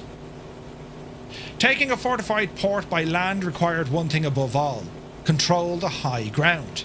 The French, under Catereau and Dopé, completely missed this. They attacked randomly, they wasted ammunition, and they pushed infantry at stone walls. They argued more than what they fired. It was working brilliantly for the British until a 24-year-old Napoleon, with a notebook full of ideas and an expression that said, "Right, everyone, stop being stupid, I have a plan." So when Napoleon first stepped into the camp, the siege changed instantly. The soldiers saw it, the officers felt it, and the British would very soon learn it. It wasn't just an ordinary lieutenant colonel. He walked into the chaos like someone who had been waiting his entire life for this exact moment. He was utterly relentless. He didn't just inspect the guns, he inspected the angles. He found cannons positioned to fire harmlessly into the sand, immediately had them hauled up to the ridge. He calculated firing angles in seconds. He sketched fortification diagrams by hand faster than his men could follow. And he asked questions nobody else bothered to ask, like, how many horses do we have? Where's the nearest timber yard? Which guns from the army of Italy can be dragged all the way to here? He worked without sleep. He ate whenever the soldiers ate. He slept wrapped in his coat beside the guns. One officer later wrote, "Nothing happened without Bonaparte's order or influence. In a week, he dominated everyone. The British nicknamed him the Little Corsican Gunner. They would soon regret it." Most generals saw Toulon as a massive impregnable fortress. Napoleon saw it as a simple truth. If we take Fort Mulgrave, we take Toulon. Capture it, and the British fleet is exposed. The harbour no longer safe. The enemy will be forced to evacuate. Napoleon made the Council of War listen. Whether they wanted to or not, he designed a network of batteries like an engineer laying tracks, each covering the next. The battery of the Convention, the battery of the Tyrants, and the battery of the Fearless, placed in a position so exposed that only lunatics or geniuses would attempt it. Guess which category Napoleon fell into? He wasn't building earthworks, he was building a geometric solution to a military problem. As I go miles off course. My place of work is literally called Artillery Park. No way! That's brilliant.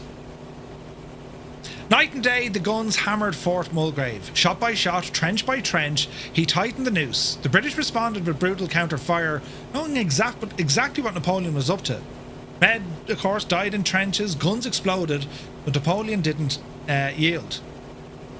One day, tragedy struck inches from his face. A gunner beside him was blown apart, his blood splattering Napoleon's uniform. Napoleon didn't flinch. He stepped silently into the man's place and continued loading the cannon himself until another soldier took over. Imagine seeing a commanding officer do that. Morale in the French camp soared. On the night of December 17th, it was wet, dark and miserable. The assault columns moved up the treacherous slopes towards Fort Mulgrave, which the British had dubbed Little Gibraltar for good reason. The first attack failed, the second nearly succeeded, but fell back under the brutal storm of musket fire, and the air was thick with gunpowder, rain, and the screams of the wounded. Napoleon's batteries fired in support until their barrels glowed red, creating a blinding, deafening symphony of destruction. Finally, a reserve column, Napoleon's own men, led by General Dugommier, surged forward. They breached the outer works, they climbed the ramparts, engaged the British in desperate, savage hand-to-hand fighting in the darkness. Bayonets, swords and rifle butts became the tools of war in the mud. Napoleon himself was in the thick of it, literally.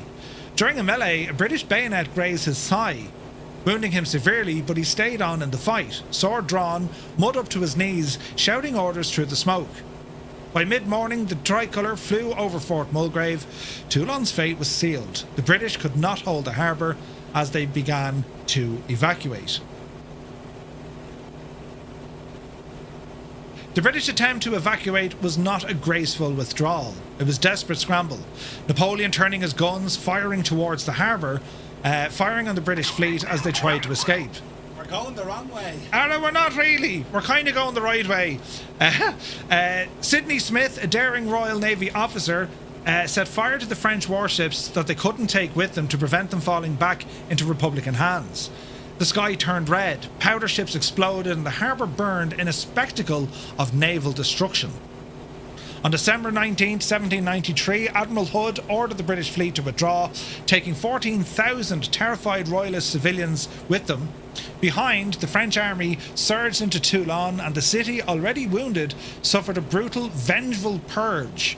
The reign of terror did not spare Toulon, but Napoleon was already gone, having been carried off, wounded but victorious. Dugomir, the commanding general, wrote, "Words fail me to describe the merit of the commandant of artillery. Intelligence, courage, an incomparable officer. Send me this man. He has changed the entire outcome of this siege." Paris noticed. On the 1st of February 1794, Napoleon Bonaparte, aged 24, was promoted General of Brigade. From an obscure Corsican exile, fleeing civil war, poverty, all the way up to a national hero, in one battle, his rise had begun. Europe would never be the same, and, well, Toulon, from start to finish, under the command of Napoleon, was quickly seated back under French control.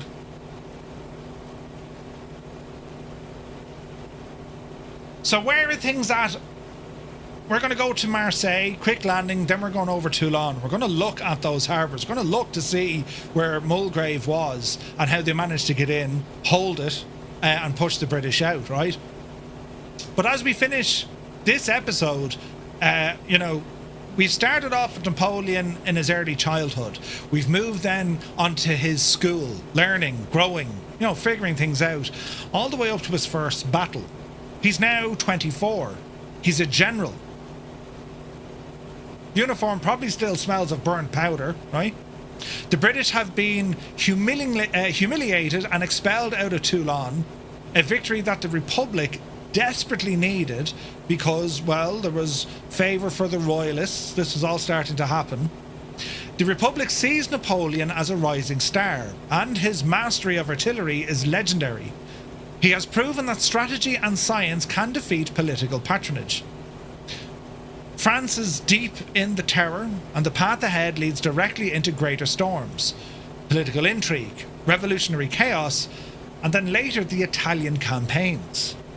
The cannons have found their master. The next step is power. In part 4, which is going to be next week, we're going to follow Napoleon there.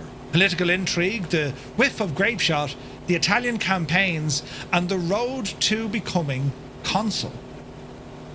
And that'll be next week when we go to Milan. Jesus, buttons! Hang on a second! Distracted! Cracker, you absolute mad thing! Cracker, 1963. Jesus, 10 gifted tier 1 subs to the community. Thank you very much indeed. Lads, if you just got a tier 1 sub from Cracker, do be sure to say thank you. Dan, thank you very much indeed for the resub as well. Cheers, buddy. Cracker, you absolute mad lad. We've been at it for too long. I'll see what you did there. You better look at the flight plan. Oh, we're grand. I know where we're going. We're going to Marseille, look. I've corrected me trajectory there, look. We're grand. Sky Fragrance says, fun to learn all this, Murph. I never knew much of this military career before it was political. Yeah, it's nuts. I'm the same, like, when I'm learning this. I mean, and you can go off on a tangent. There's, like, there's other stuff that went on. And I'm as the fella said, I'm trying to pick me battles, as in early childhood, schooling, his first battles into Italy, because that gives him the political kind of power after that, right? Then it's into Egypt, back into Paris, over to Russia. Like, you could do this over 20 episodes if you wanted to. But a very interesting man nonetheless. Like, we know he's highly educated because, well, he was very good at math and he was very good at geography and history. He had little time for Latin or German, right? Languages. He had no real interest in that. We knew he was the underdog coming from Corsica.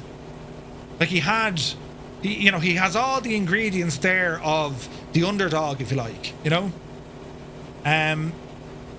What makes it fascinating is the first time he's called into action, he doesn't only like pull off a successful campaign, he obliterates the enemy, and he made such a name for himself. He's promoted general. Like, he takes over, like, you know, it was like, as we covered it in the notes there, it was said that nothing happened without Napoleon knowing about it. Nothing happened. That was the control he had, and he stood in as a replacement. He was a replacement. So think about it. The battalion or the artillery battery that he took command of, they would have done their training together. They were battle hardened already. Napoleon was an outsider. He came in, took full control, raised the morale because he literally fought side by side with his troops, and that's all about the man. You know, now surely, you know, the inspiration he would have got from things like this coming from Alexander the Great, Julius Caesar, you know, and even reading of Voltaire. I mean, like, that's some serious deep stuff from the sciences and, you know, maths and understanding stuff, you know. Fascinating stuff, though. Fascinating stuff. So we will stop coming up here in Marseille, Provence. It got the name Provence from Provence, the province, from the Romans, you see. And we're going to do a quick stop there. Then it's down over the south coast until we get to Toulon. But you're not talking kind of that much distant history here. Like, you know, it's not like 1,000 years ago or 2,000 years ago like the Romans. It's mad. I love history.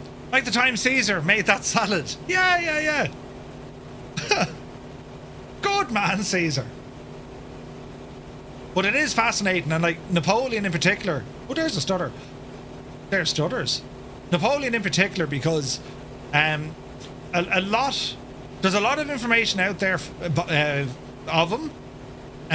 Like, as I said, the Napoleon movie wasn't bad, but like there's a bit of accuracy in it, you know, or lack of. But it's still very interesting though, and it's good. Like, it'll paint you a picture of what went on, you know. The Romans. Man, this airplane is an absolute champ. Although I haven't a clue, how do we swap fuel tanks? There's got to be a button for this somewhere. So I'm inclined to think that's all electrical, so it's going to be over here somewhere. Aha! Here's the fuel checking thing there. So fuel, main tanks. What if we go right drop tank? And then we go left drop tank, and then we go back into the centre. Right, there we go. Figured it out, lads. The movie is your cue, right? Fuel is over. It is. Napoleon made omelettes. I'd say Gibbo's loving this now, yeah. Jesus.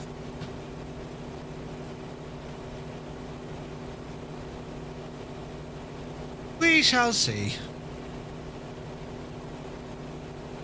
Who was that muse? Oh, you haven't watched it yet. That's good. The silent movie from 1927 of Napoleon is quite awesome. Oh, really? Ooh. Need to look into that. Okay, so Provence, Marseille. It's a beautiful, beautiful part of the world, lads. Absolutely gorgeous.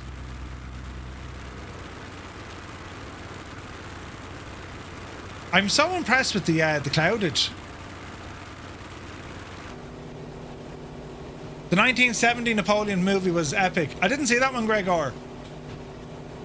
1970, you say? We'll have to check it out, dude.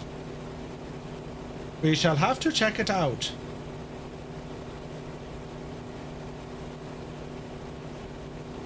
Okay, where are we at now?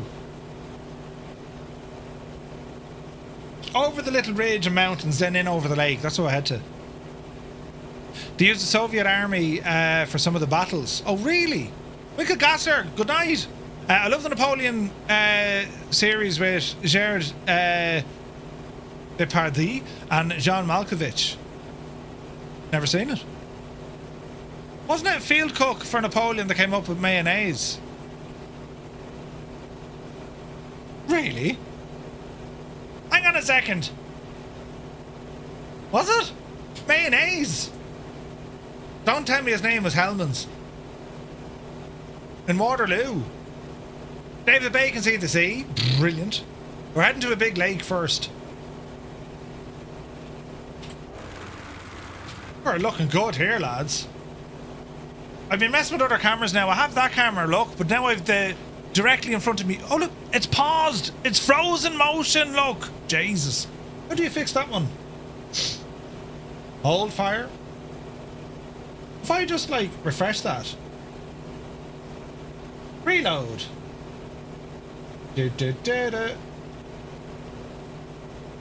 been testing out kind of other cameras and stuff. For good reason. Just got a mega stutter. Really? Buttons, Murphy, you can do it. There's this camera. A unique perspective. Where would you be looking? Look. Mad, isn't it? The receding hairline cam. Ah, jeez. Thanks, Super Ty. Very sound of you. Yeah. Oh, do you know what I could do, though? I could do one of these then, look. Ah, no! It's frozen. Why is it look at the head in it, look. Why is it frozen, this stupid thing? Oh, no, it unfroze. It unfroze? It seems to pause every now and again, and then it comes back, look. Yeah, there it is. I need to figure out why it's doing that. Completely misread the speed of the A1. Stu, what are you flying in? Need some makeup for that shine. Is it not bad, is it? You usually never see this kind of perspective, you know, Murph vision, you know. Origins to the French after the 7 Years' War, although there were competing claims in Spain. Interesting. Well, we're getting sorters here, lads. Interesting. It's the glare freezing up. Wait, what? Oh, you're in the Baron. I'll drop the speed a bit. I was fairly booting it now, in fairness, you know. Behind me there, lads, they're the shelves of many things, look. The shelves of many things. And multiple keyboards all over the place. It's very sad, isn't it? Very, very sad. And then we do this one, look. Oh no, that's the wrong shagging button. Then do this one. Yes. Oh yeah, that's shock in the back of the head. Oh yeah, we'll leave that one off now. I see Marseille Airport. We are in Goblin Zeus's neck of the woods. And it is very pretty out here, lads. There's that camera back on. It's very, very pretty out here, so we'll do one of these, look. Oh, yeah.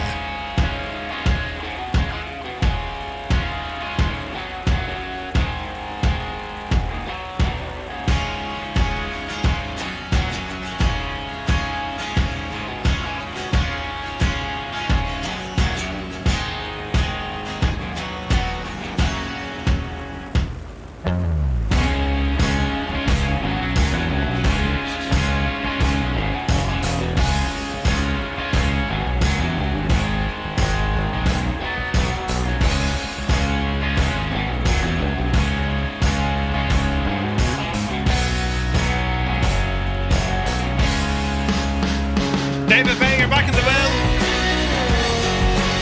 Historic Wings, good to see you.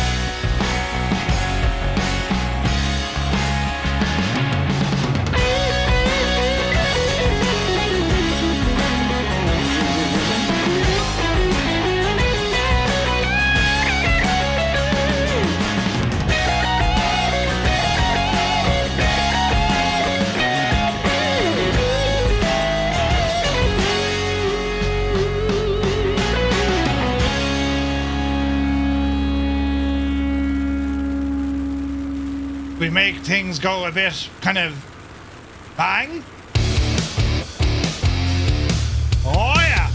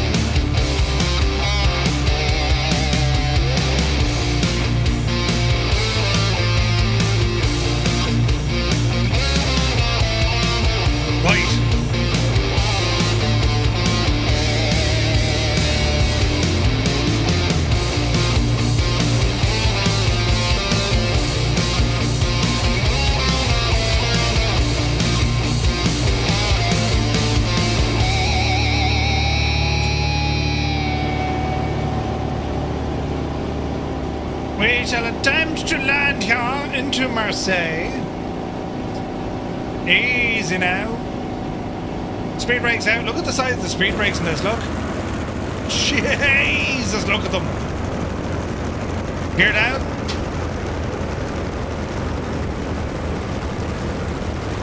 Look at the speed brakes in this, man. They're freaking nuts.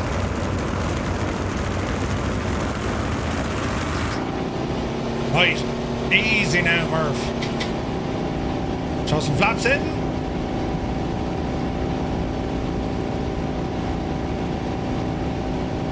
And let's take our time. Second last stop of the night.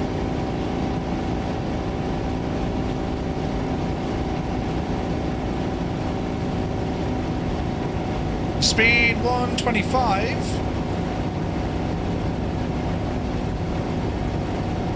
Sorry, 135. Okay, so the yellow marker is 130. Right, gotcha. Oh, the stutters. Right.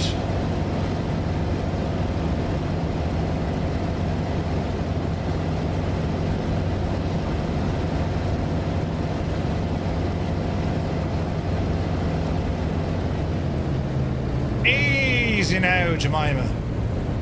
Tell you, it's hard to see over the nose of this thing. We could disappear that gun sight. You know. Easy. Hold. Hold. Oh! That was dangerous. Freaking 1,000 feet a minute. I just stalled it. Did you see that? Gun sight invented by the Irish. Now you've said it. Okay, that's we nearly broke the plane. You can prop strike this and it's gone. Game over. You have to restart. Merciful hour.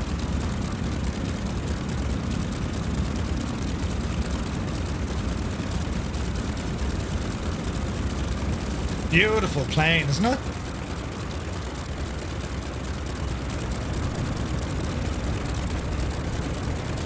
Right. Let us taxi back. Now double check your fuel here. Oh, it's a proper machine, this, isn't it? Alright, so we're going to head over next to Toulon. So it's a relatively short dash, this one, lads. About, I don't know, 50 miles, give or take.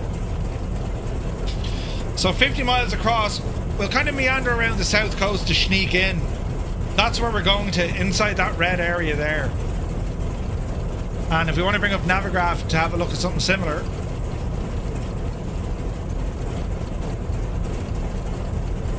You gotta love these charts.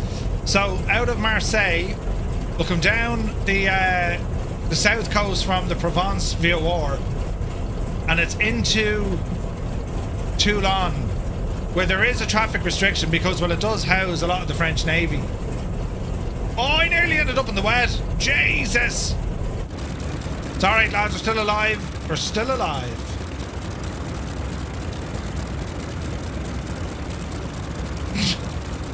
It's alright, you saw nothing.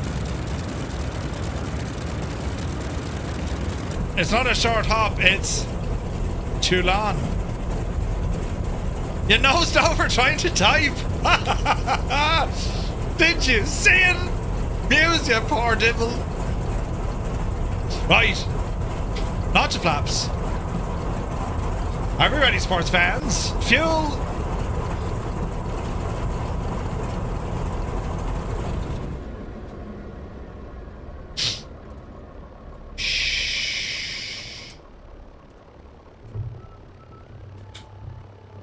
That's what happens when you turn off the fuel. It's alright. It's alright.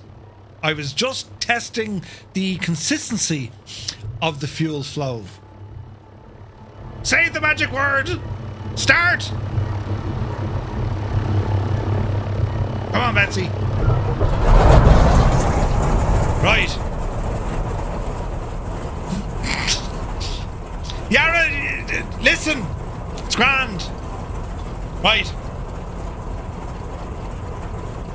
Say the magic word. Right, power coming in. Jesus.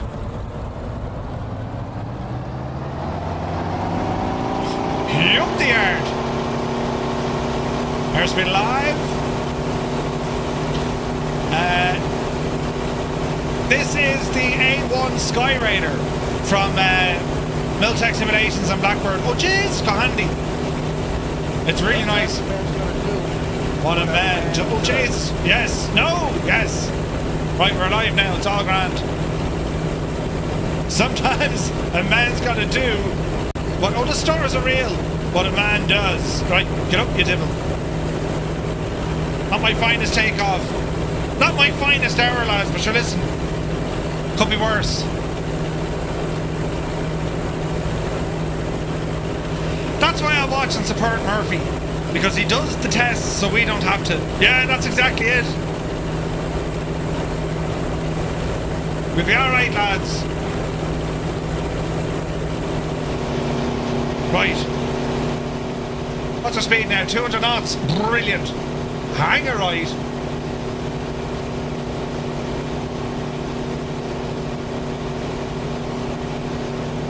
There's still stars. Ah, Jesus.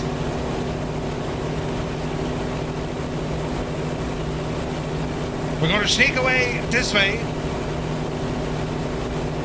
And then sneak away that way.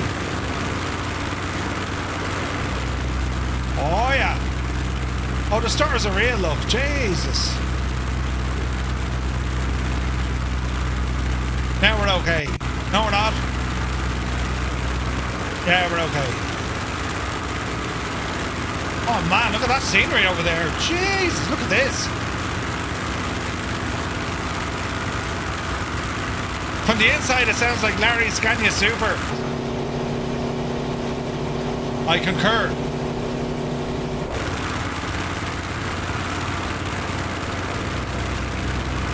Alright. Right, floor, Finton.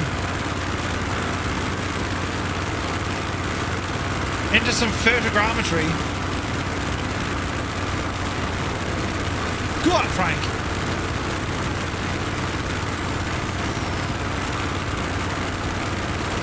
Man, them Fugas are so good, aren't they? But look at this. As opposed to Murphy's normal Scania with the super badge stuck in the front of it. Shut up, you, will you? Who even asked you? Brilliant.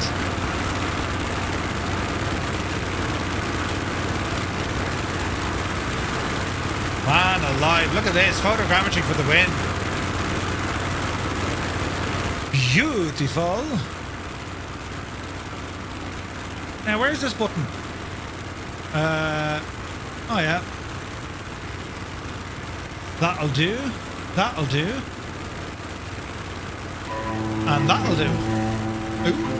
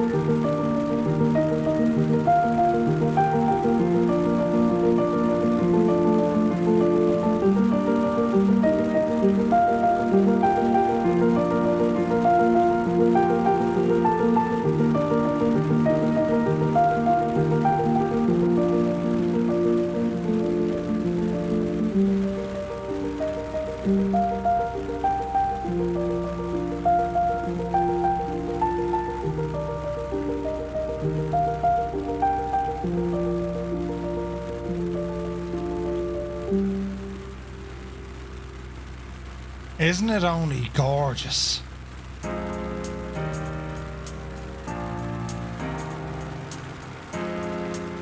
Man alive, look at the scenery. Jay Whittaker, good to see you, bud. Yeah, man, it's good, man. It's real good. Skyraider is a gorgeous airplane. I've much to learn with it, especially its handling. It handles quite differently than, well, anything really. But very, very good. Loving it. Incredible scenery. It's so good, isn't it? Alright, so we're going to head up the coast here. And then all should be revealed in a few moments as we fly in over the harbour. It's very pretty.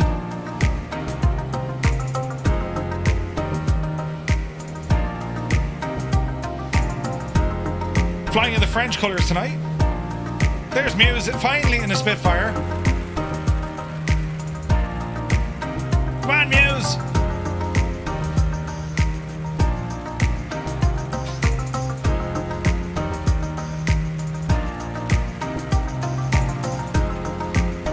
I mean, look at the size comparison between this and a Spitfire. Like, Jesus.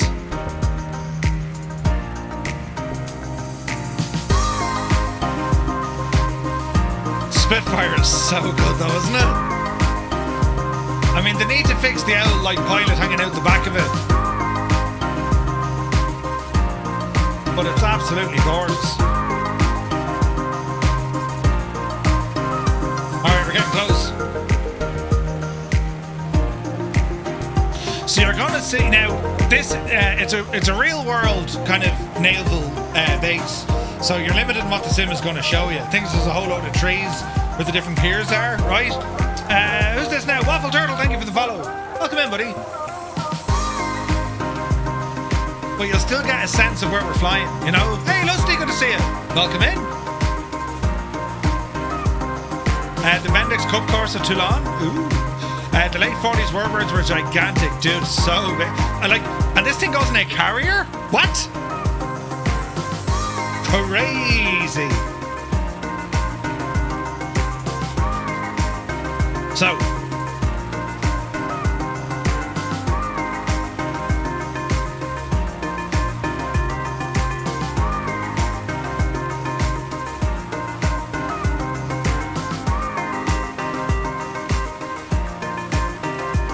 I'm going to show you the map here. So here's the harbour, right? And you're going to see then where all the different forts were, right?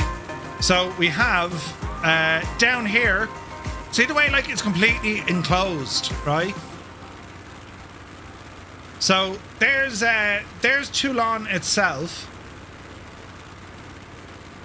And there's the Malgay Fort, or the Malgay or Malgay Fort.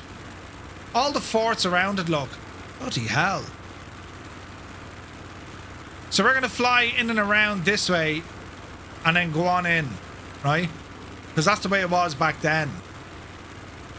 Toulon harbour.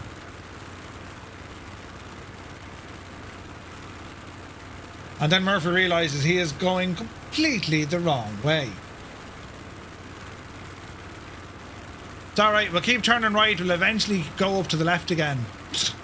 Jesus. Right? Now.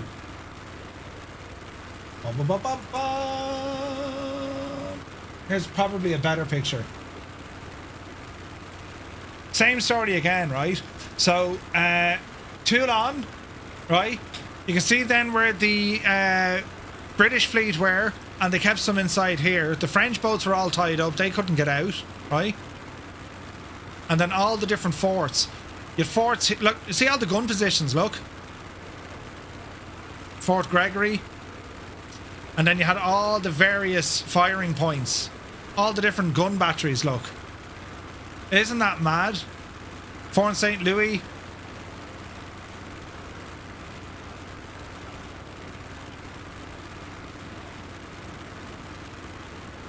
It's all built in a giant redoubt.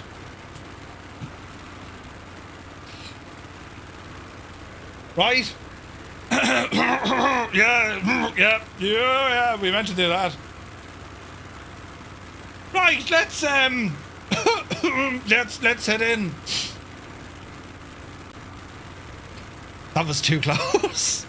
That was just, you know, that's what you get for reading things. Yeah. Jesus, now that was as close could be. I was going to warn you, and then I decided not to. Thanks, Muse. Yeah. You sound like that, lad. Sound. Yeah. That could have been a disaster. We're all right, though, lads. We're all right. So we'll keep flying in. You're going to see where they gave it the name Little Gibraltar.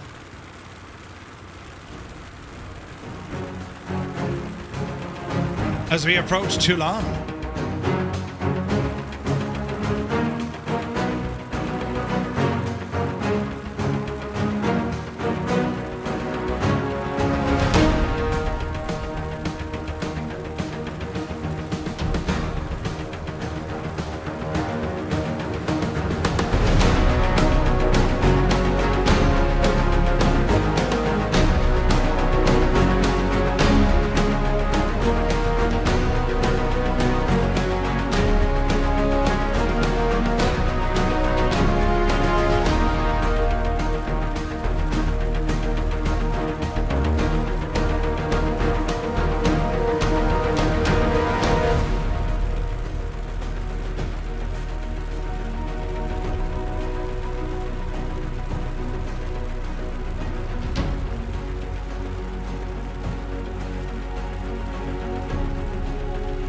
Hey, Flipperella, you gotta see it.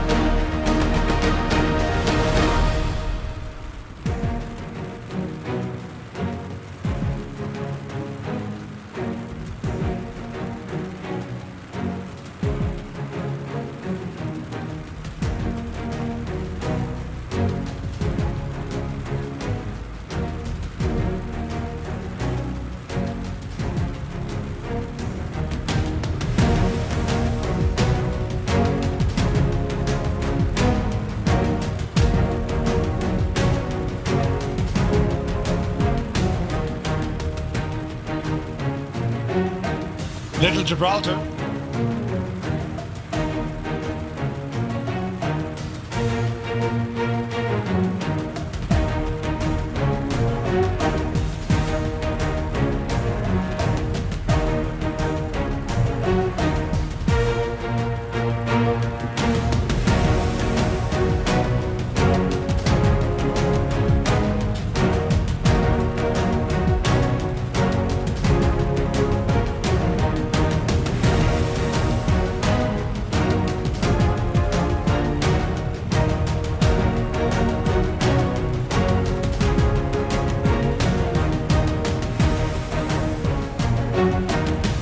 So this entire peninsula here would have been covered in naval batteries. Like just laced with gun positions all around this little peninsula. Everywhere.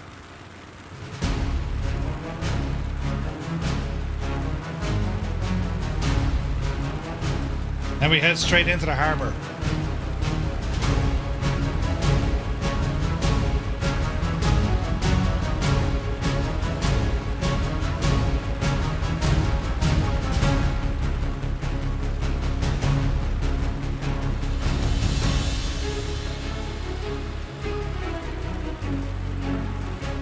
Now you can kind of see the layout here, how protected it was.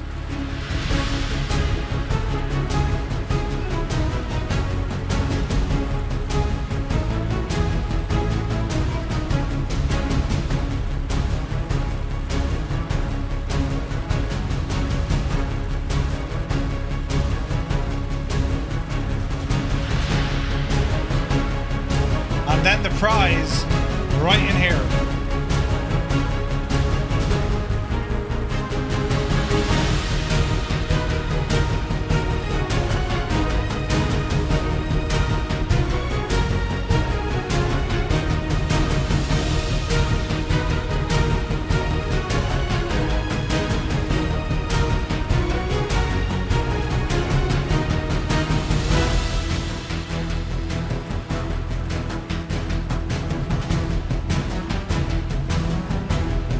I mean, go back, right? 200 years? The whole bay awash with British frigates, ship of the lines.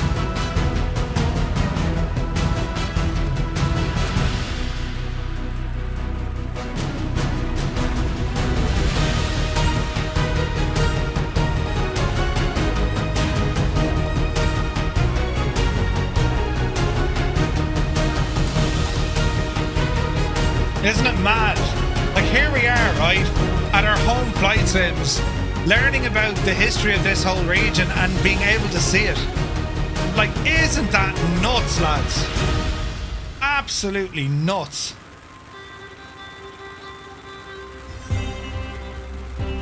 Right, lads, to make this truly immersive, this raid happened at night time. Oh, yeah.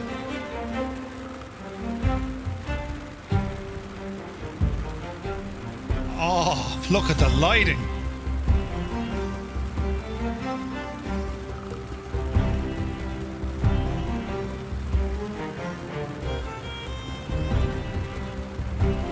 Lot of candles.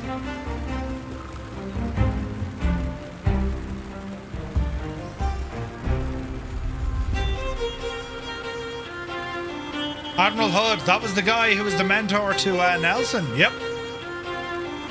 Crazy, right?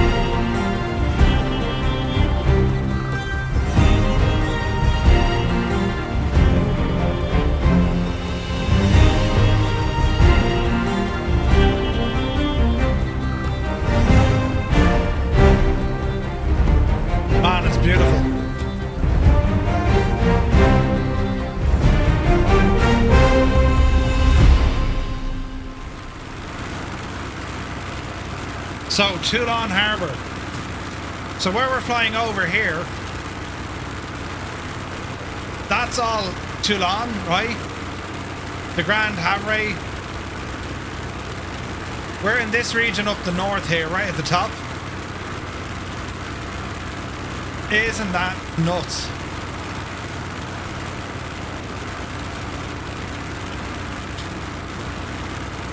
And you can see, I mean, look, I mean, that's got to be one of the forts there, look. I mean, if we were to look at this, Fort St. Louis. Fort St. Louis, right? That's it there.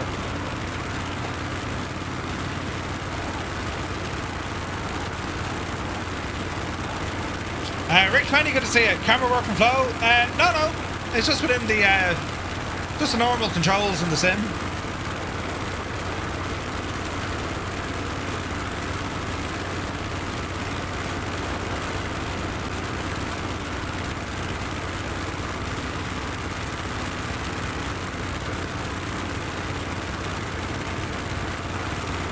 There's that fort, look.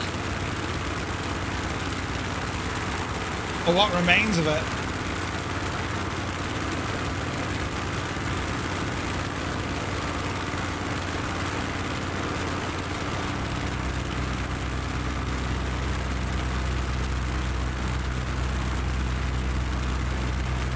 That's mad.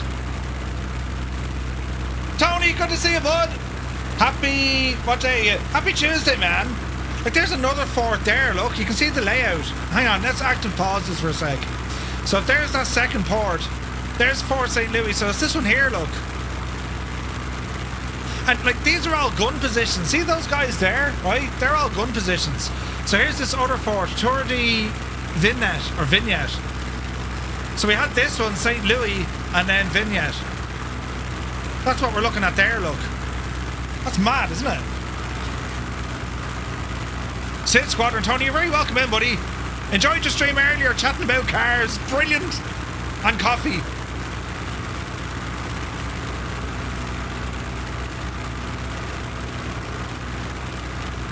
Oh man, this is so cool. And you could argue, yeah, the scenery could be better, but like, it's an active military installation, so like, that's why you don't have photogrammetry or even satellite imagery, right? It's quite basic. But could you just imagine the crack here, like?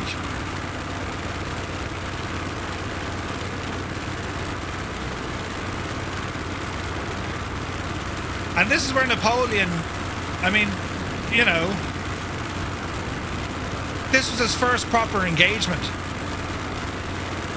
His first campaign, his first proper, you know, shots in anger. It's mad. And it's gorgeous.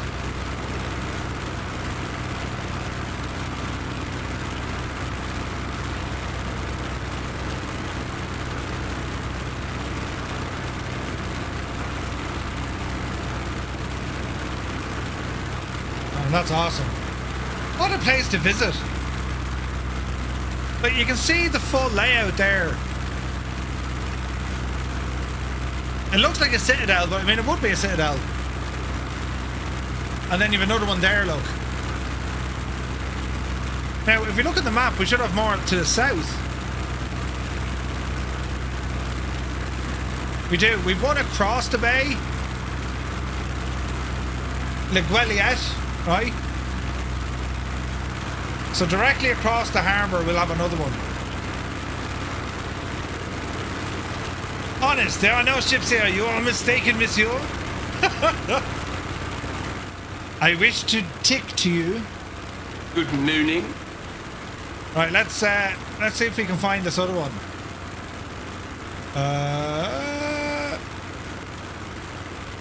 You'll know about the layout of it. Or at least we hope we will. Possibly up on the hill.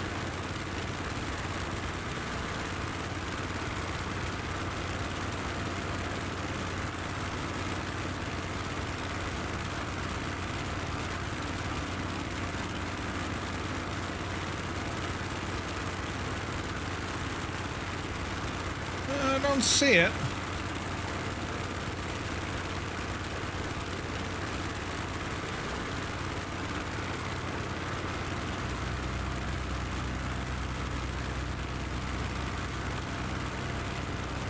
It's probably that one up in the hill. The A-1 Skyraider from Miltech and Blackbird, Tony. It's beautiful. It was built by Douglas Aircraft Company. These are the guys who made the DC-3, the DC-6. Some machine, isn't it? And yes, she's armed. Heavily armed. This thing had more firepower, the lads were saying, than a B-17. Jesus.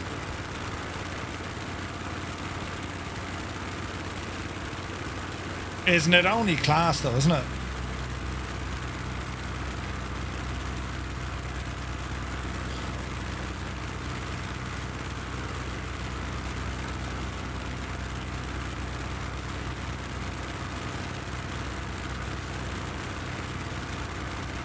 Surly Dev, that's a tune.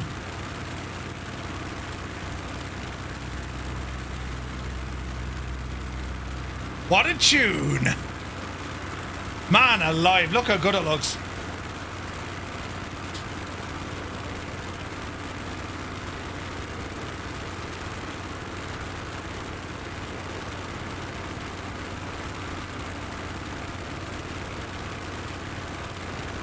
Buttons aren't working!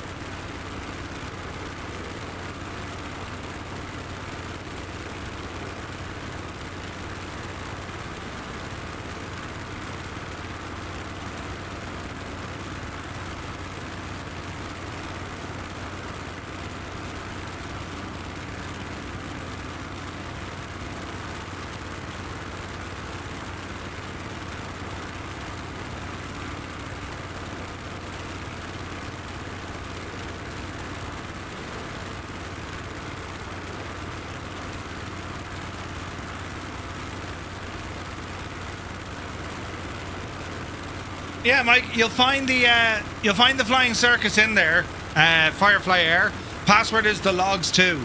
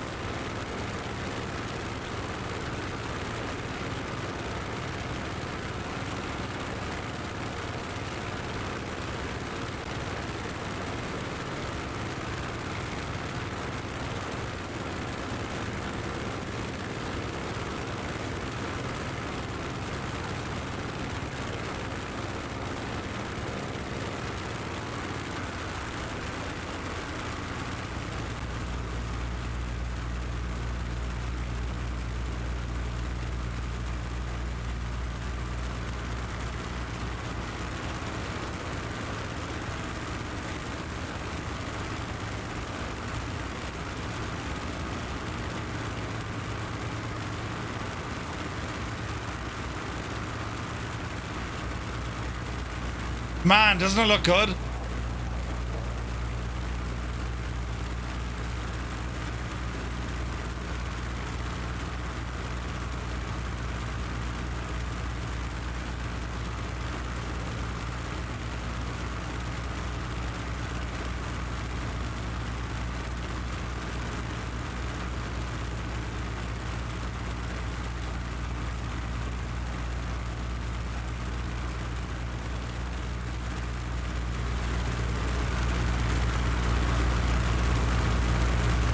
Alrighty, we're gonna go for an approach for runway 05.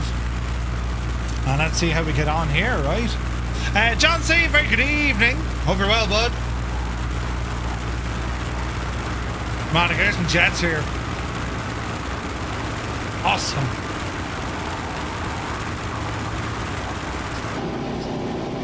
Alright. So, we're over that way.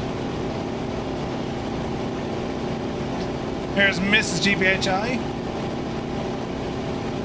Fuel check. Back onto the main tanks. Thanks God. Alright. Runway 05 is what we want. There goes Grazer. There's a runway.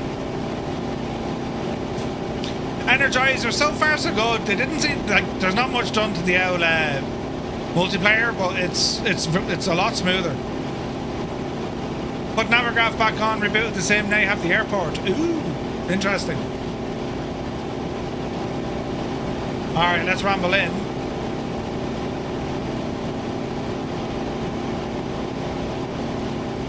Man, look at the reflections on the prop there. It's gorgeous, isn't it? Jesus.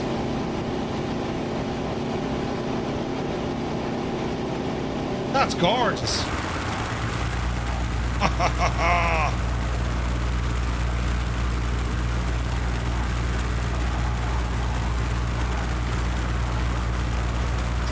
You gotta love it, man. Right. There with the runway. Power coming back.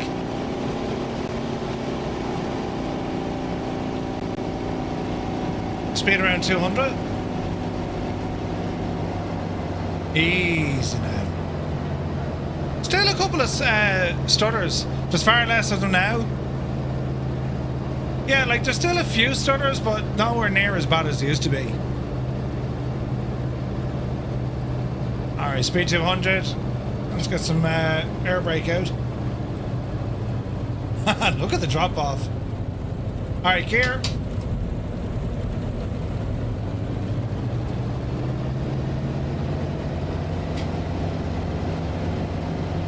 Easy now. 88 feet on landing the Spitfire. No way, man. Alright, let's see what we can do. Oh, go fierce handy now. My last landing was around 900 feet.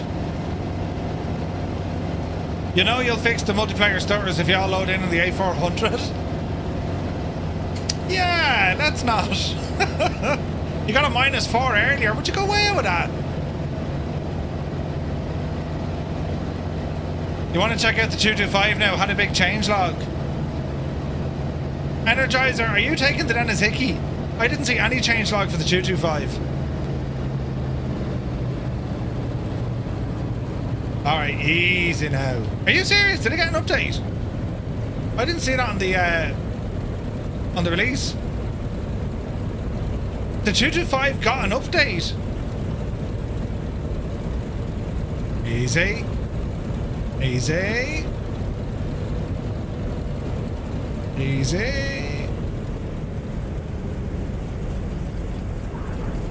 300 feet a minute, we'll take it. Easy now. Easy. They finally did add in the HPG stuff said back in the summer. Ah. Lasted for the flight, now you got a CTD. No way, Stu, really? So hang on, the 225 so was updated. That's huge news.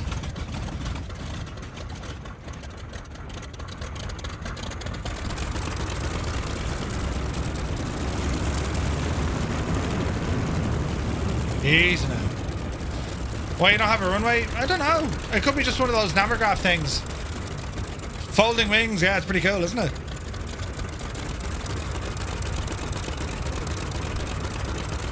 We'll taxi up. So there's certain runways not in the sim, but Navigraph will draw them in because it has the nav data.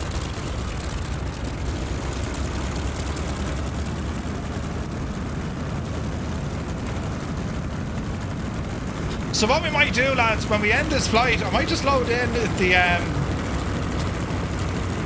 We'll load back in with the 225 because that machine needed some serious work. What do you reckon? Will we give the L225 a very quick blast for 10 minutes?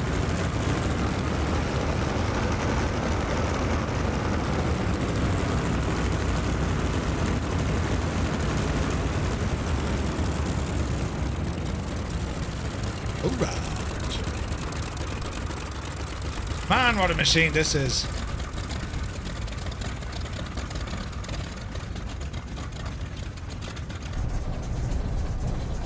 The idling sounds are perfect. Lads, that was an absolute ton of fun. And beautiful flying. Look at the size difference here beside the Spitfire, look. Jesus. Ah, that's ridiculous. Look at the size difference. Look.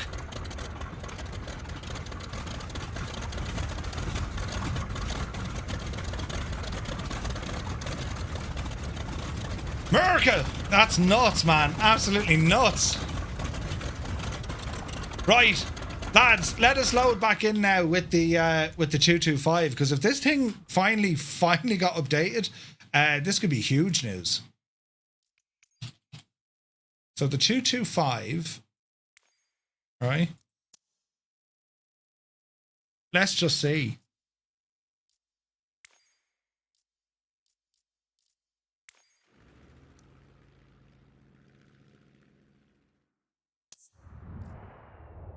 This could be interesting. It was a stuttering mess, really. We'll start over here, look, on the ground. I'm gonna make it daytime. Right, so does the 225 work? And if so, how's it going to be? You weren't able to finish a flight from Dublin to Shannon in it before. A320 is smoother. 225 is still showing version 1.0 being streamed. Well, we'll know now in a second.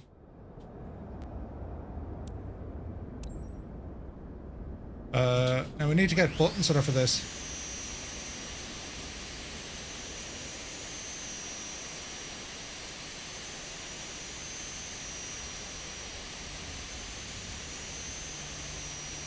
Okay.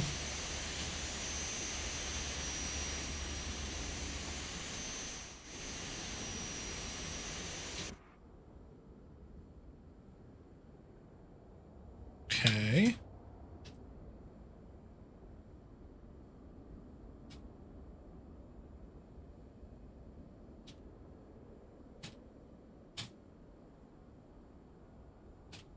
All right, let's have a look. I can't even remember how to fly this thing. It's been so long.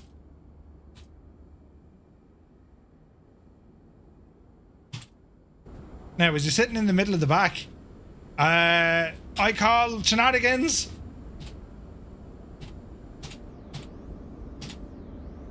So, the problem with this aircraft before, the LOD was crap. No, LOD is still crap. LOD is still crap. And the pilot is sitting in the middle of the back seat. So, I would say not updated.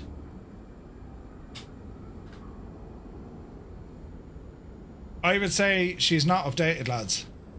It's streamed. It's an automatic update. Know what I mean?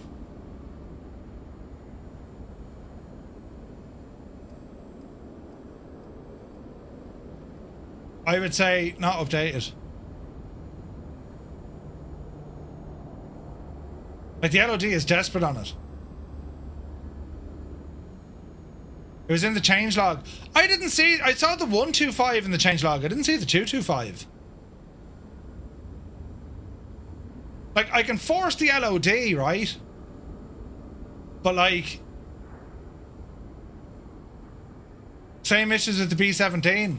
Right, so if you're playing in single player, lads, and your head is done in, right? If you ever want to lock the LOD, I'll show you what to do. You watching? Grizzle, good to see you. You're looking at the 225 notes as you speak. Grizzle! What does it say? Because the pilot is still sitting in the back, look. And the LOD is like, meh.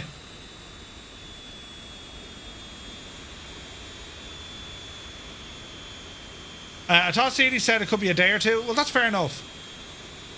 Right, if you ever have issues, I'll show you this quickly. If you ever have issues with your aircraft and their LOD not showing right, this is what you need to do.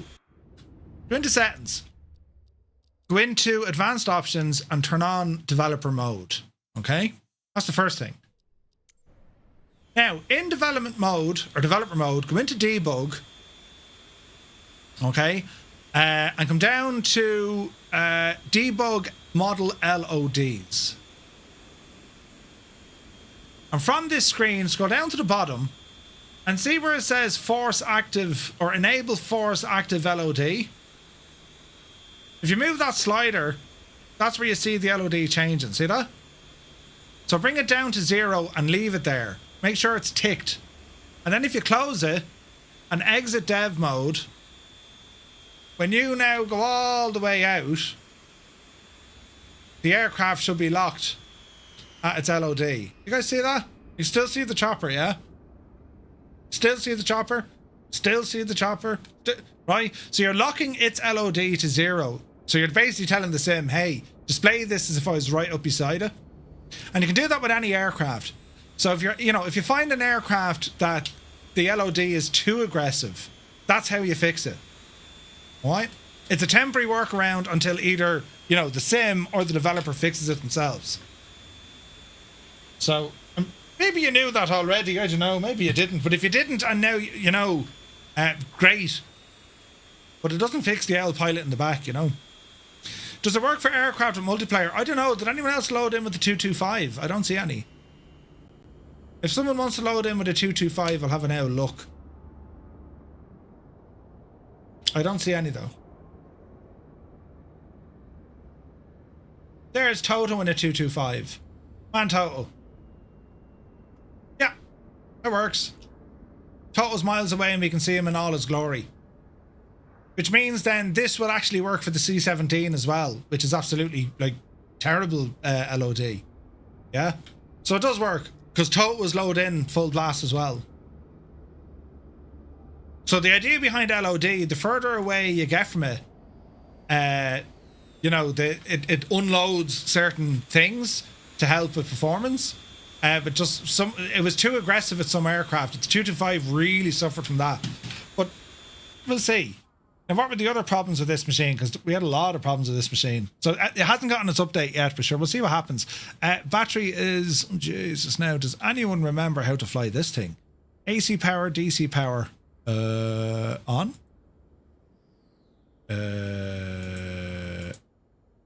On? I think they're on. GPU, turn it on.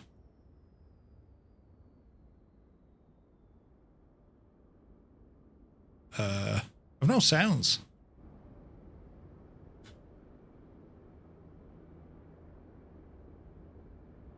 Shouldn't the GPU fire up? The LOD is supposed to be fixed? Okay.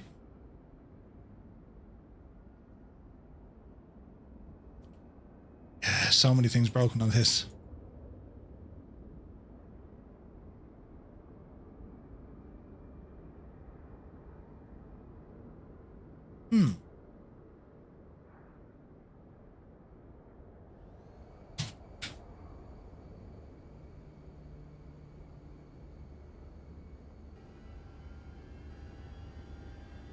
I can't really remember how to fly this, but we'll find out.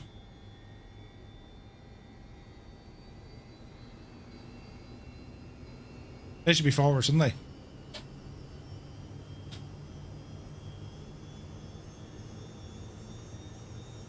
Yeah, we have collective.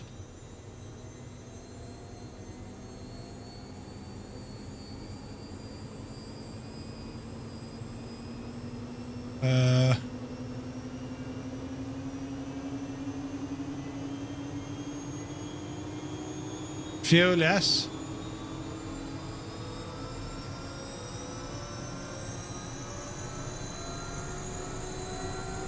Let's see if it works.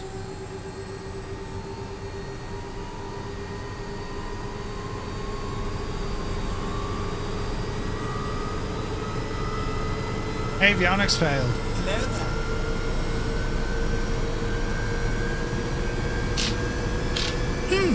Well, if there's a change log and they were saying it might take a day or two to be updated, that's fair enough. Isn't there a way to disappear this tablet?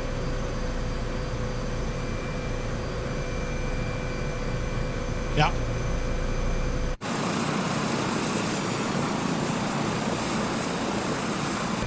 I mean, it does look good, this machine.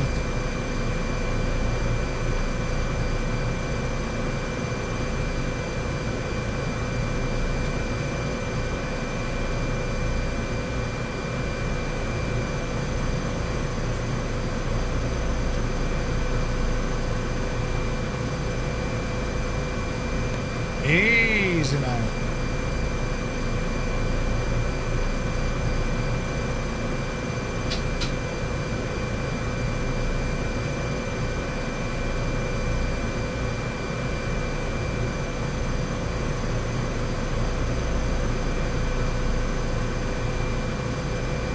Oh, we haven't flown this in a while. Oh, Jesus. Right, this requires a bit of jiggery pokery. I haven't flown this in so long.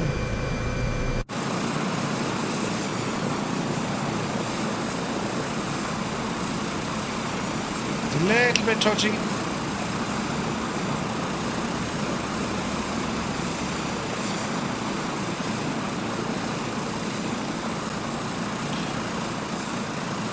It's been reported in the forum saying it is indeed not updated. James saying it's being looked into. Alright. Well, look at lads, as it worked, like there's many things broken with this chopper. LOD is only one of them. But now it hopefully that little trick with the dev mode and forcing the LOD, hopefully that'll help you with some of your aircraft, right? The B-17, we know the C-17, the 225, they're all really bad when it comes to the LOD. So hopefully that fixes it. I'm really excited to see this chopper like fully updated because it is so pretty. It's a gorgeous helicopter, man.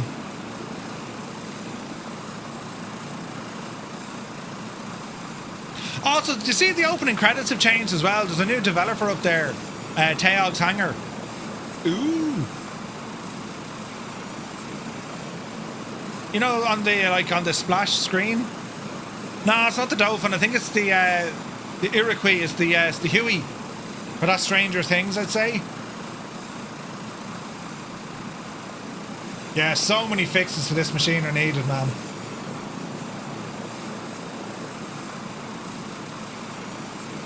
Dolphin is going to be their next release, but yeah. They also announced a Sea King, yeah.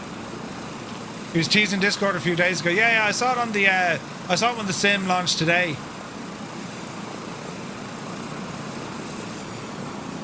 This chopper just needs, as I said, like just a little bit of TLC.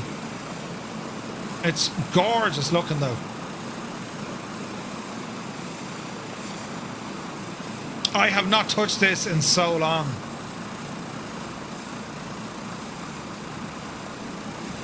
I'm mad to get flying into this. Oh, the Dauphin? Man, I cannot wait for that chopper. Jesus. I flew one of those. Well, flew in one of those. Oh, 100% Limix. Yeah, 100%. Yeah, we'll have to see how this one goes. As I say, like, this has all the potential of being such an excellent helicopter. You know? Yeah, Super Puma. Just a machine, like.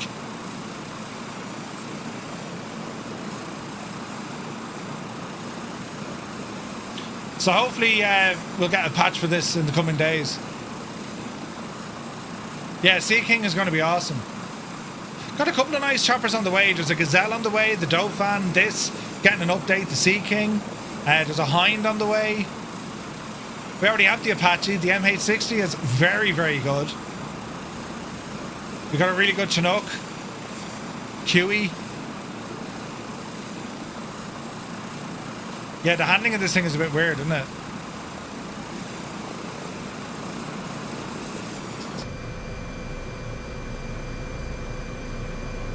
Yeah, she's a bit, it needs some work.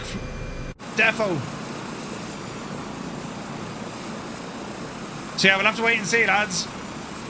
If an update is coming. I'd say it is. Like, if you know, if they said there is one, there's going to be one. You know what I mean? What CPU, GPU combos? Ryzen 7 9800 and a RTX 5090. Yeah, that's right. Yeah, the Kamov as well. Yeah. Yeah, Sea King is awesome. They're a gorgeous chopper, man.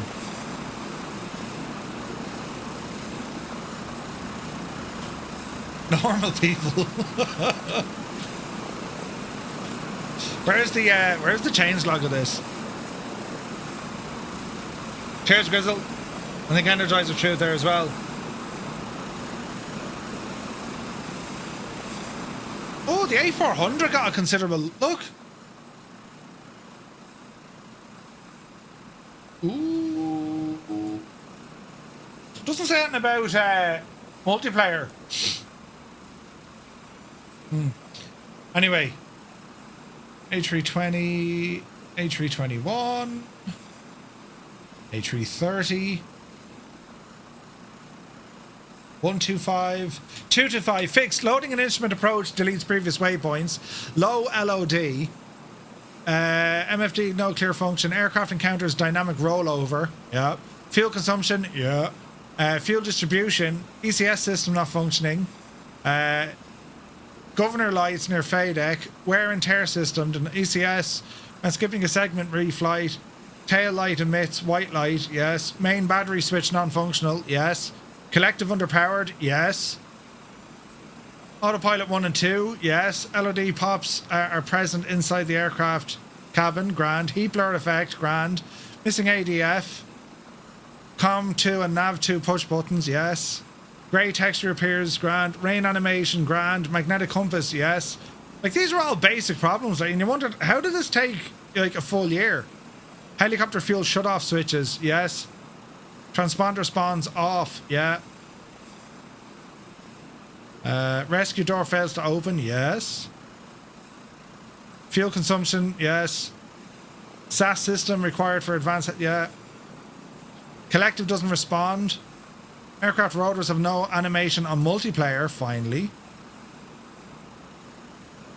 Helicopter can screed. Helicopter is able to easily recover from setting with power vortex ring state.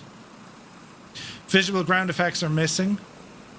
Victim doesn't move. Went out to request fuel booster. Rescue worker. HUD locks tachometer. Doesn't weather vane into the wind. Pilot avatar sits erratically in the aircraft's interior. So it looks like they're at getting everything fixed. Huge. But the Albatross got some nice fixes too. Added squat strut. Ooh. Just the sounds. They need to do the sounds. The beach. Landing gear wheels not animated. Nice. Transponder. Nice. Aircraft performance. Airspeed. Nice. Okay, so the C90's up and running. The sound, they're fixing the bell, although you have the other one. LOD issues, grand. 7.4. I got a lot. Jesus. 7.4 got huge updates. Dreamliner got huge updates. Additional updates. C-17. Revised the LOD. Nice. Chinook. 152. What about the 172? Co-pilot.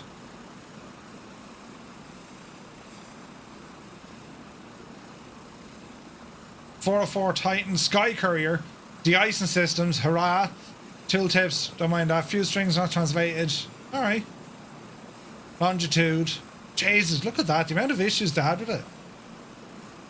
Okay, I think any builds are doing a lot of these. A lot of these, you know. V-Pilot was updated today, allegedly implementing a workaround for gear not being down for arrivals. Oh, nice. That's huge info. TBM. The Twin Otter. Now the Twin Otter needed serious work. Fixed auto feather, fixed multiple highlight checklist, fixed artifacts, livery, opening doors, ground vertical issues, idle oil pressure, yes. New model delivery, okay. Added anti-collision lights, added click spots. Oh, that's great news. For the Twin Otter, that's great news. Yeah, I love the Twatter, yeah. Beaver, there was never much wrong with the Beaver. DA40, DA40, DB20, DC3. Missing cockpit and most of the fuselage, not loading some liveries. Fixed the engine stops running while one mag is off. Aircraft spawns an approach. Few issues regarding visual helper, okay. Draco, A-10, the Grumman Goose.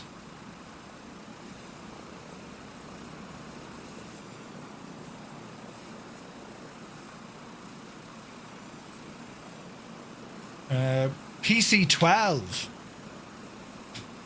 Integrated with the latest working title plug-in. Retract landing gear audio does not respect audio settings. Grand. PC24. Oh, I love seeing that. Fix. That's what you want, right? MDA, good to see you, buddy. Yeah, so they're saying about the aircraft, but I haven't seen them deployed yet. Hey, nice. They got the Dakota updated.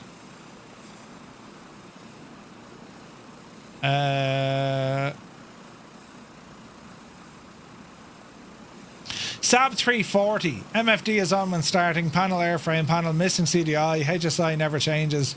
There's a lot more wrong with that Saab 340 than just like 6 items. But at least they're getting some of it done.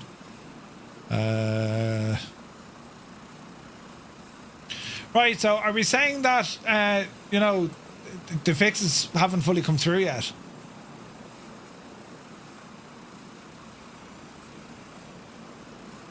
Heavy car sim update 4 discussion.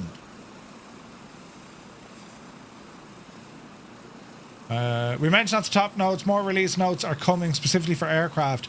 The team is validating sim update 4 currently, and then aircraft updates will go out. There we go. That was 6 hours ago, but that's still okay. That's not okay.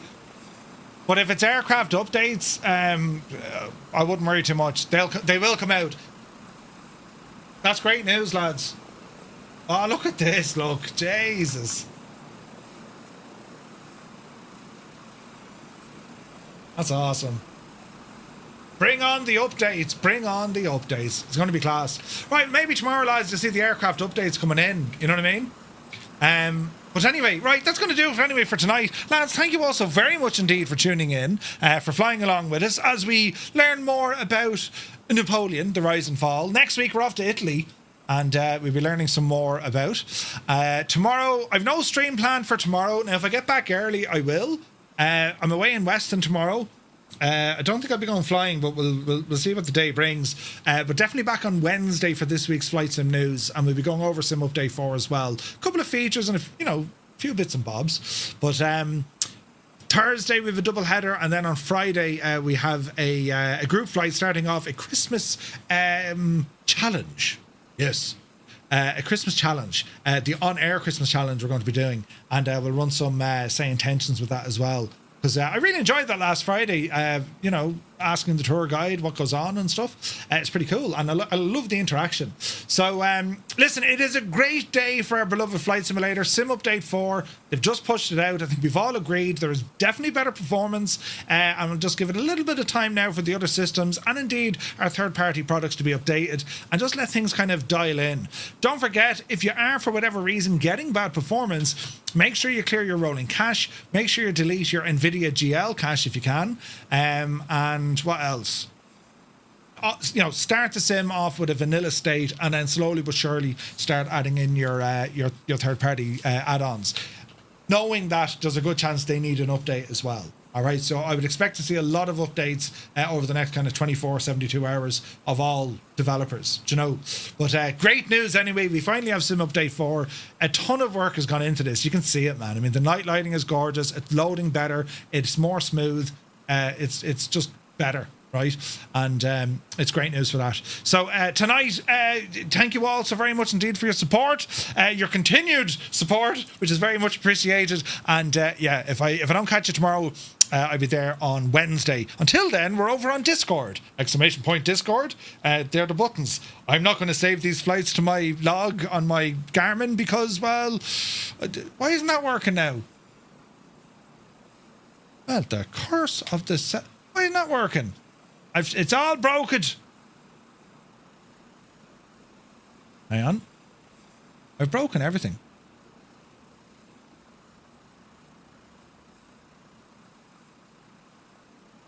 Oh, look, I fixed it. Now it's working again. Yeah, I'm not going to save that because, well, Bejani then, things went terrible bad. But anyway, right, we're away now.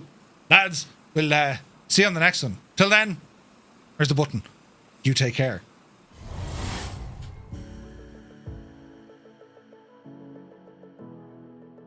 Straight away. Do you like me, Podge and Raj? You ever see Podge and Raj, did you? I've all me own teeth. Axe the back of me sack. Jesus, I didn't think you'd say that. Right, anyway, that's enough of them. Right, we'll get into it anyway, will we? Come on over here with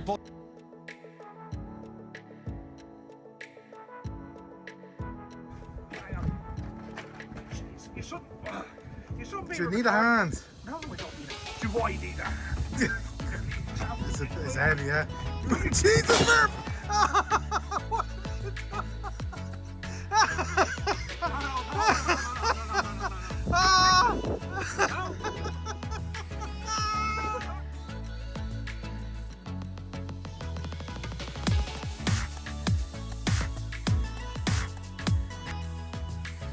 straight away. Do you like me, Podge and Raj? You ever see Podge and Raj, did you? I've all me own teeth. Axe the back of me sack. Jesus, I didn't think you'd say that. Right, anyway, that's enough of them. Right, we'll get into it anyway, will we? Come on over here with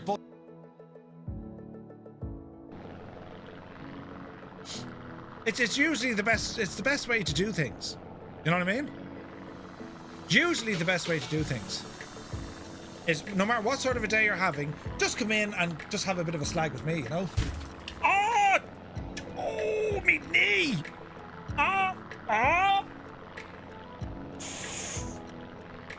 Oh,